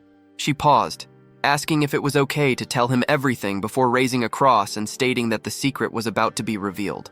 After a while, people started screaming, questioning if the creatures were really the children of wyverns and remarking on how bad the situation was. An irritated Ijima ordered them to stop being so dramatic, though he conceded that if nothing was done, many could die. He stated that they needed to reconsider their hunting strategy. Ijima, smiling, punched the main character on the shoulder and remarked on how clever the protagonist was for coming up with his plan. He expressed his fondness for crazy people like Rikuto and declared that the protagonist could consider himself proven. Ginkgo angrily ordered Ijima to leave the main character alone, considering he was already wounded. Tuya calmly remarked that, frankly, he was not even surprised that Rikuto had done something so reckless, as it was typical of him. He then questioned if the main character could even hear him. 2 weeks had passed since that hunt, and since they had joined the group of survivors. Once the protagonist lost his hearing, Ijima had begun to respect him. Rikuto's original goal had been to gain the group's trust, and since that incident, he and the others were no longer treated with disdain. However, working as hunters was an occupation full of dangers, and they faced death on a daily basis. Ginkgo had come to recognize the main character as an equal, and they now fought as comrades. He had another friend upon whom he could rely. As for Sakura and Kotone, it was not easy for them to work as diggers, but they always tried their best. Although the hardships of their current life were difficult, these challenges united them all. So, they continued to fight for their own lives. Despite this, the protagonist was constantly bothered by a strange feeling of discomfort that seemed to reign in his surroundings. Time passed, and the main character still could not figure out what was causing this pervasive sense of unease. Tuya turned to his comrade and asked if his ears were definitely okay now. Rikuto replied that one could say so. His hearing was still not as sharp as it had been previously, but it was slowly returning. Tuya remarked that, in any case, he was glad the protagonist could at least hear what was being said to him.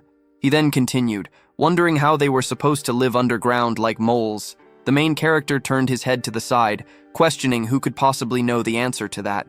Tuya asked if that was all his comrade could say. He then turned his attention to Ginkgo, who was standing in the crowd. Tuya wondered who she was talking to. A girl screamed in fear, questioning how Ginkgo could say such a thing. Ginkgo asked what other choice she had, stating that she simply had to do it. The girl ordered her to stop, and a loud sound echoed in the room as she slapped Ginkgo on the cheek. She exclaimed that every time Ginkgo acted this way, it was making her hate everything. She felt as if she was being shown a reality that she could not change. She then questioned how Ginkgo could possibly know, reasoning that since Ginkgo was in charge of the hunt, a huntress could not understand what they were feeling. Tuya raised his fist and yelled, asking what they were doing. Ginkgo stood up and told them to ignore it. A worried Tuya replied that in that case he would mind his own business. He thought to himself that she always spoke in such a manner and was somewhat similar to the protagonist, making it no wonder they were able to get along. The main character remarked that something was strange, and his comrades looked at him. Rikuto clarified that while Ijima and his friends were always in high spirits, everyone else around them was in a terrible, depressed state, giving the example of the girls who had just run away. He questioned if the mood in the group had not been rather tense lately and if something was brewing. Ginkgo confirmed this, replying that bonuses would be handed out soon. A surprised Tuya clarified that he had heard about them from Ijima's friends, understanding that those who worked hard would receive rewards from Hisaki. Ginkgo then added that, more importantly, she had something to discuss with the protagonist. Tuya quietly asked if she had finally decided to confess her love to the main character. Ginkgo sternly grabbed Tuya by the hair, noting that she had been closely observing Rikuto for the past 2 weeks. She stated that perhaps the protagonist could be trusted and asked him to follow her. Meanwhile, in the mine, Sakura asked if her friend's leg was hurting much. Kotone, sitting on the ground, disagreed, replying that everything was fine now. Thanks to the bandages Hisaki had brought her, she thought she might be able to walk at least a little. Sakura joyfully exclaimed that this was very good news, admitting she had been very scared when her friend had twisted her leg. They remarked on how lucky they were that Hisaki had turned out to be such a nice person. Kotane, smiling, agreed that it was true. Some time ago, Hisaki had commented that, as expected, the girls were not handling the excavator's work. He had told them not to worry, however, as he would reassign them to the kitchen, thinking they would be much more useful there.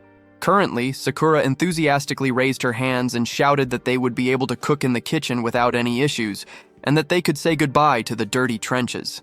Kotone looked away tensely, wondering why everyone was looking at them with expressions of pity. Sakura called out to her and suggested they tell the others everything. After some time, they stopped in front of a tent entrance and announced their arrival. Tuya turned his head and asked if they had finished their work already. The protagonist then asked what Ginkgo had wanted to talk to him about. Ginkgo calmly exhaled and clarified that she had wanted to speak with him alone, but since the main character insisted on having others present, then she would get straight to the point. She questioned if they were not interested in knowing the whole truth about the disaster, specifically how it all began. Tuya yelled in surprise, asking how she knew about their interest. Ginkgo stated that while she did not know everything, she knew exactly how and with whom it all started. She revealed that there was a culprit who had initiated everything, and his name was Sorato. The protagonist and Kotone were stunned by this revelation. Ginkgo remarked that it seemed they were related after all. She explained that at first, she had thought they just shared the same last name, but it appeared the world was a small place. A surprised Tuya asked if the protagonist had an older brother, stating that he had not even known. The main character confirmed this, clarifying that he had a half-brother. Tuya exclaimed in amazement, saying he had not thought the white-haired guy was Rikuto's older brother and questioned if Sorato had bullied the protagonist. The main character calmly replied that it was all in the past and of no consequence. Kotone sadly placed a hand to her chest as she remembered Sorato beating the protagonist. The main character raised his hand and clarified that he just could not understand how Sorato could have caused the entire disaster, as it sounded absurd. Ginkgo noted that this was not surprising. If she had not known everything herself, she would not have believed it either. She stated, however, that she was sure of one thing. Sorato was the key figure in causing the disaster. The narrative then flashed back to exactly 1 week before the cataclysm. Ginkgo was shown lying on a couch, looking at her phone. She was surprised, noticing that it was him again. Ginkgo thought about slimes, golems, and wyverns. She had died at their hands many times before, but now everything was different. Ginkgo knew the weaknesses of each of them, and was now certain she could defeat them. She recalled that slimes were weak to fire, and one needed to strike the golem with the letter E directly in the head. Wyverns, she remembered, loved everything shiny and could be easily distracted, allowing one to quickly move past them. The one that still posed a problem for her, however, was the Lich.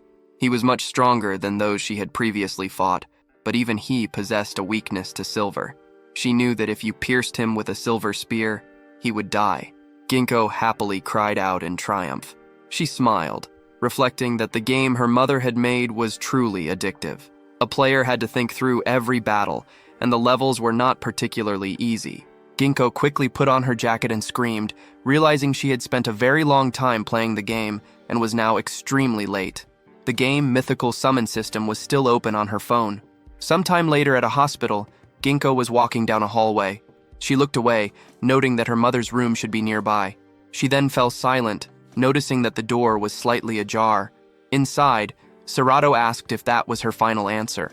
A sad Yukina confirmed that it was. Sorato, smiling, questioned if she even realized that he was FN's largest shareholder. Yukina sternly replied that she knew very well who he was, but her answer would remain unchanged. She stated that she had left FN a long time ago, and was now just an ordinary woman who did not have much time left. She requested that he just leave her alone. Sorato laughed and yelled, questioning if that was truly the genius programmer of FN speaking. He stated that she was one of the few people he respected, and that the mythical summoning system was the very foundation of FN. He reminded her that she was the one who had created it and told her she did not have to worry. He proposed that she just had to give him the game, and in return, he would provide her with the best care and the best doctors from all over the country, asking if that did not sound tempting. Yukina lowered her head and remained silent. Sorato clarified if she was still resisting. He noted that he had been addressing her as a sign of respect, but the mythical summoning system, like the entire company, already belonged to him. He explained that the materials Yukina had left behind before her resignation would be sufficient to launch it. He warned that very soon she would see their world change radically, and that he would be the one to initiate these changes. He expressed his hope that she would not regret her refusal. Yukina looked at him calmly but said nothing. Sarada walked past Ginkgo and laughed. Ginkgo then entered the room and asked who that idiot was. Her mother, happy to see her, noted that her daughter had decided to visit that day. Yukina replied that this was not so important. What was more important was whether Ginkgo had been at school that day. Her daughter immediately began to shake with fear. She turned her head to the side and replied that she had not. Her mother then asked for the reason. Ginkgo irritably crossed her arms, exclaiming that she was surrounded by idiots in her class and that school was incredibly boring. Yukina agreed, stating that her daughter was different from others, but warned that with such an attitude, Ginkgo would never make any friends. Ginkgo snorted in irritation. Her mother then put her fingers to the corners of her own lips and asked her daughter to smile, reminding Ginkgo not to forget to do so. She explained that a smile attracts people and improves one's own mood. Ginkgo sheepishly asked her mother to stop, finding it shameful. She declared that friends were nothing but trouble and that she lived very well on her own, without them. Yukina, with a smile, clarified her daughter's statement, questioning why, if she lived so well alone, Ginkgo always helped those in need. Her mother laughed and told her daughter not to worry, calling her a good girl. She expressed her certainty that one day her daughter would meet people who would truly understand her and that Ginkgo would make very good friends. The daughter sighed tiredly and asked her mother to stop. She suggested they talk about something more exciting, like the game her mother had made a long time ago. Yukina clarified if she meant the mythical summon system, remarking that it brought back memories. She then asked how far her daughter had progressed in the game. Ginkgo joyfully exclaimed that on that very day, she had finally defeated the Lich, who was the boss of the northern region. Her mother shouted with great happiness, calling the achievement amazing. She commented that she had made the boss quite difficult. Ginkgo interrupted her, clarifying that she had defeated him in the end. She added that the game was really cool. Even though the monsters were classic, they changed after each rebirth. She also noted that it was set in modern times, something she had never seen before. What appealed to Ginkgo most was the absence of magic or other typical fantasy elements in the game. To win, a player had to use their wits and the tools at hand. Ginkgo then asked with some irritation if her mother had modeled the heroine, Sylvia, after her. Yukina laughed and exclaimed that she thought her secret had been discovered. Ginkgo shouted that even though the game was not yet finished, if it were released now, it would be a massive hit. Her mother asked if her daughter truly believed that. Ginkgo raised her finger and noted that, come to think of it, the game really was missing a final chapter. She then asked how her mother intended to conclude the game. Yukina smiled tensely, and after offering an apology, replied that this information was a trade secret. Her daughter eagerly pleaded with her mother to tell her the story. Ginkgo thought that she probably did not have much time left to spend with her mother, which is why she had decided to spend every free minute with her. But suddenly, the end of this world arrived. Ginkgo stopped in front of a multitude of monsters. She asked with great fear how this was possible. Unable to believe her own eyes, people were being killed and burned. It was pure chaos. This was a new reality that Ginkgo's brain could not accept. She looked at the unfolding events with amazement, questioning what was happening. She then noticed the phones lying on the ground. Ginkgo screamed as she realized that monsters had crawled out of the phones and started attacking people, and that these were the same monsters she was now seeing. It felt as though she had seen them before. Lizardmen, black dogs, harpies. They were definitely enemies from the game, from the mythical summoning system, the very game her mother had created. Ginkgo was stunned as she remembered her mother. She began to run quickly, shouting that she had to find her mother immediately. She knew that given Yukina's condition, she could not have gotten far from the hospital. Ginkgo then stopped and turned her head to the side as she heard a scream. A student, sitting next to the corpses of her comrades, was asking for help. Ginkgo remembered how this same student had previously shouted at her not to come any closer. Ginkgo snorted in irritation and ran toward the student, her mother's words echoing in her memory. The monster turned its attention to her with fury, running towards her at great speed and raising its weapon. Ginkgo was stunned, thinking that these monsters genuinely wanted her dead. This was no longer a game. This was reality. The monster swung its weapon with great force. Ginkgo fell to one knee, thinking that she needed to pull herself together. She reasoned that if this was the same goblin from her mom's game, a type of monster she had killed in droves, then its weak spot had likely not changed. She then kicked the goblin between its legs. It screamed and fell to the ground. Ginkgo instantly ran towards the second enemy. She struck the goblin's neck, thinking to herself that while the creatures were certainly a little stronger than an ordinary person, they possessed very little endurance. She concluded that if she dealt with them individually, they would be unable to harm her. The remaining goblin looked fearfully at the approaching Ginkgo. She quickly wrapped her arms around its neck, pressed her hand on it, and the goblin instantly fell to the ground. She turned around and, looking at the student's corpse, remarked that she had been too late. Ginkgo gritted her teeth in fear and asked for the girl's forgiveness. She then picked up her knife and ran to the side. Ginkgo thought that no matter where she looked, hell had literally manifested on the city streets. But she resolved to walk forward, no matter what, for her mother's sake. Ginkgo prayed to God that Yukina was still alive. She resolutely plunged her knife into a monster's body. She then let out a tired sigh, exclaiming that there were a lot of freaks in the hospital as well. Ginkgo ran down the hallway at high speed. Thinking only of her mother, she quickly opened the door to her room and called out her name. Ginkgo looked at the empty ward and screamed, questioning if she was really not there. She noted that there were no corpses or traces of blood in the room and wondered if perhaps her mother had managed to escape. Her daughter then noticed sounds coming from a closet. Ginkgo opened the closet doors and looked at her mother. Yukina, looking at her laptop, screamed that she had relaxed too much. She stated that if only she hadn't... She paused as Ginkgo turned to her. Yukina then shouted with great tension that she did not think he would be able to bring this world to life. She admitted that she had underestimated Serato. She theorized that if everything was proceeding as she supposed, all the phones and computers around the world would fail. She considered herself lucky, however, as she had a laptop with an isolated network, and with it, she could accomplish her goal. Ginkgo interrupted her, calling out her mother's name. A very scared Yukina looked at her daughter. Ginkgo joyfully exclaimed her thanks to God that her mother was alive. She urged that they needed to run, immediately, as there was chaos everywhere, and it was not safe in the hospital.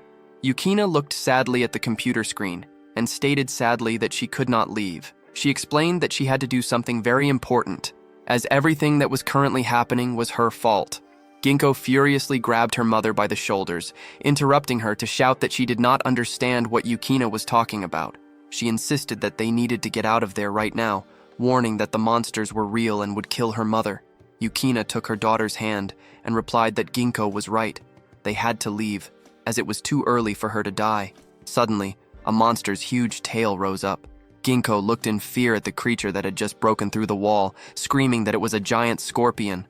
She recognized it as one of the game's difficult bosses and questioned why it had appeared in this specific location. The scorpion then placed its paw on the laptop. Yukina fearfully extended her hand and screamed.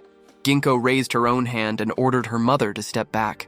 Yukina burst into tears as the scorpion raised its paws. Ginkgo raised her knife, thinking that she had to protect her mother, no matter the cost. Yukina turned sadly to her daughter, and Ginkgo ordered her mother to stand aside, insisting she could handle the situation. Ginkgo thought about the creature's hard shell and its incredible agility, which made its movements difficult to predict. She could not even remember how many times it had killed her in the game. However, Ginkgo knew its weak spot was its brain. There was one specific place on its head where the shell was much thinner. A single hit there would be enough to finish the scorpion, but she also knew that just one mistake would result in her being either ripped apart by its pincers or stung with its poison. She wondered what to do, considering if she might be able to get around it. Yukina covered her mouth with her hand and coughed, crying and asking for forgiveness. Ginkgo thought that if she were alone, she might be able to escape, but her mother would not be able to do so. Therefore, she had no other choice but to fight. The scorpion approached and hissed, quickly raising its pincers. Ginkgo thought that she needed to act at that very moment, striking its head with one precise blow while it was in mid-swing. Ginkgo jumped but instantly tripped over a stone. She shook as she looked down. Blood spurted to the sides. The knife had hit the scorpion's head, but Ginkgo thought that she had missed the precise spot by a small margin. A claw approached her head, and she fell into a stupor. The scorpion quickly grabbed her with its claw. Ginkgo screamed in horror and coughed up blood. The scorpion then raised its tail, preparing to use its stinger. Ginkgo wondered if this was the end. The scorpion attacked, and Ginkgo watched in horror at what was happening. Her mom smiled, with blood dripping from her mouth as she turned to her daughter. The scorpion's stinger pierced Yukina's body. Her mom put her hands on the stinger and grunted in pain. Ginkgo looked at her with an expression of great fear. She burst into tears, screaming that this could not be happening.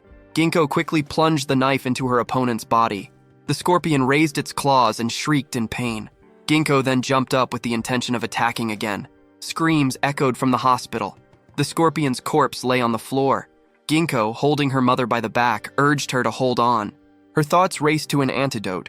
She knew they needed one. She recalled that an antidote was not an item in the game itself, as this blow was considered a fatal attack. She realized they first needed to stop the bleeding, and then Yukina raised a shaking hand, interrupting her daughter. She smiled, placed her hand on her daughter's cheek, and asked her to calm down. Ginkgo burst into tears, exclaiming that it was all her fault. Yukina apologized and, while coughing, stated that this was not so. She was the one to blame for everything. She explained that because of her, many people had died that day, and she was so sorry. A bewildered Ginkgo screamed that she did not understand. Yukina confidently told her daughter that she had to take something. She then threw a cross into her daughter's hand, clarifying that a memory card was hidden inside. She explained that this item contained the whole truth about the catastrophe and was humanity's only hope. Ginkgo's instructions were to go to Amishima and find the FN branch. Ginkgo screamed, realizing she now knew who was behind all of this. A demon in the flesh, Serato. She understood everything. The daughter pleaded with her mother not to waste her energy talking like that. Yukina turned to her daughter with a smile, and Ginkgo asked what was wrong. Her mother, with the last of her strength, said that she loved her and that Ginkgo was her precious daughter. Ginkgo thought that she had hoped to be ready for the day when she would see her mother take her last breath. Yukina asked for forgiveness, stating that her daughter would now have to bear this burden alone. She instantly lowered her head and closed her eyes. Ginkgo burst into tears, thinking that as she held her mother's cold body in her arms, surrounded by this bloody hell, she felt herself being consumed by despair. In the present, Ginkgo concluded that this was how it had all begun for her. A sad Katone noted that it was too much for one person to survive such a horror. Tuya clarified, asking if all the answers were hidden in Amishima. Tuta questioned if, upon arriving in the city, they would find the answers to how to save their world. Sakura stated that she found such a story hard to believe. Ginkgo calmly replied that they could choose to believe it or not, but she had already made up her mind. The protagonist confidently raised his hand, stating that he believed Ginkgo and wanted to go to Amishima with her if she would permit it. Ginkgo took his hand and called him a kind madman. After a while, Ijima asked how the leader was doing that month. Hisaki smiled and replied that they had made significant progress, noting that they had tried very hard. He closed a book and clarified that everyone who had worked hard that month would be rewarded. Hisaki then grinned ominously, adding that the reward would be in the form of bonuses. Several days had passed since their conversation with Ginkgo. Inida noted that they had earned bonuses that month and that he could not wait for the payout. He turned his attention to the other people and asked his comrade to look at their sad faces.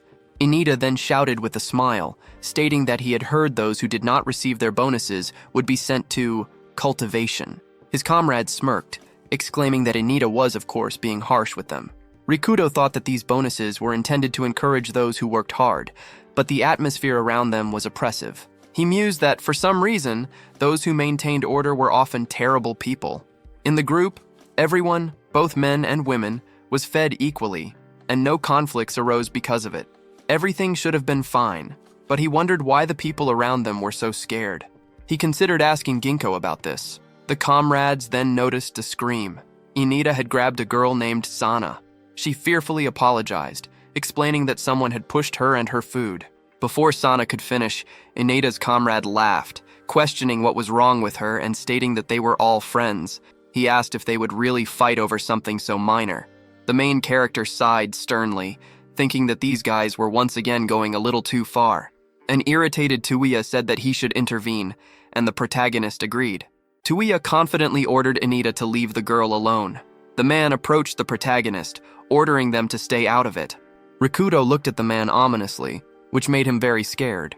A comrade stood behind the man and ordered the protagonist not to get cocky. He acknowledged that they had helped the group and were in good standing with the boss, but warned that this did not give them the right to act in such a manner. Inida asked his comrades to calm down, stating it was better not to disturb the established order.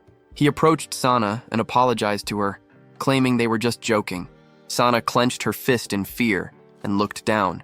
Inida then moved aside, ordering his comrades to leave because he was hungry.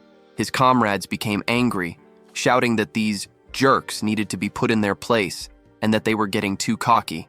Inita grinned ominously and ordered them to leave the newcomers alone, stating they would soon learn the order the boss had established. Tuya questioned what they were even talking about. The main character then extended his hand to Sana and asked if she was able to stand up. Sana, with tears in her eyes, shook with fear. Her father then struck Rikuto, ordering the freak to get away from his daughter. A stunned Tuya questioned the man's actions. Sana pleaded with her dad to stop, yelling that the boys had, on the contrary, saved her and that they were not bad people. Her dad decisively raised his fist and told his daughter to step back, stating he knew very well that they were just like everyone else. The protagonist questioned if this man was her father. He then asked why, if the father had seen everything, he had not intervened to save his daughter from the very beginning, questioning if it was not a parent's duty to protect their own children. The angry father ordered the main character to be quiet, raised his arms to his sides, and yelled that Rikuto knew nothing. Sana wrapped her arms around her dad's body, asking him to stop. She explained that it was thanks to the hunters that she and her dad were still alive, and that she was okay, asking if he could see that. For that reason, she pleaded with him to stop. Her dad knelt down and hugged his daughter, asking for her forgiveness. Tuya placed a hand on the main character's shoulder and suggested they leave. At the same time, another guy put his hands to his head in fear.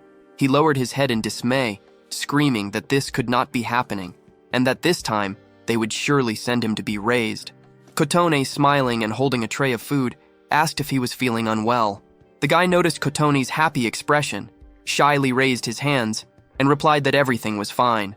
Kotone remarked that she was glad to hear it and offered him something to eat. The guy fearfully asked her to stop, clarifying if she worked in the kitchen. A surprised Kotone confirmed this, replying that she had started that very day. The guy smiled, noting that even she had been sent there. Kotone explained that, unfortunately, she could no longer help the group in her previous role, so she would now try her best in the kitchen. Sakura happily raised her hand and screamed that they needed to hurry because Rikuto was waiting for them. Kotone replied that she was already on her way. The guy, holding a plate, remarked on her beauty. He then laughed madly, stating that eventually she would meet the same fate. After some time, the main character stated that something was wrong in that place. He explained that they had been living there for about half a month, but he could not shake a persistent, uneasy feeling. Tuya calmly agreed with his comrade. He crossed his arms, noting that the atmosphere in the group was becoming more unsettling every day, so much so that he no longer wanted to stay there. Tutu clarified that it had all started with the bonuses, questioning what they even were. The protagonist looked at Ginkgo, stating that she had been there longer than they had, and asked what it all meant. Ginkgo lowered her head. Sakura then arrived, smiling and holding a tray, yelling that they must be hungry. Kotone noted that they had worked very hard that day. Tuya happily thanked them and Tutu smiled, exclaiming that he really was very hungry. Ginkgo asked with great fear why the girls were delivering food. Kotone replied that from that day on, they were working in the kitchen, as she had recently injured her leg while working as a digger. Sakura added that Hisaki had kindly reassigned them. She apologized, stating that their comrades worked hard every day, yet they could not even perform their jobs as diggers properly. Tutu raised his hand, saying that sending them to dig in the mine in the first place had been a bad idea. Ginkgo was extremely angry, thinking to herself that Hisaki was a jerk. Deeply worried, she ran for the exit.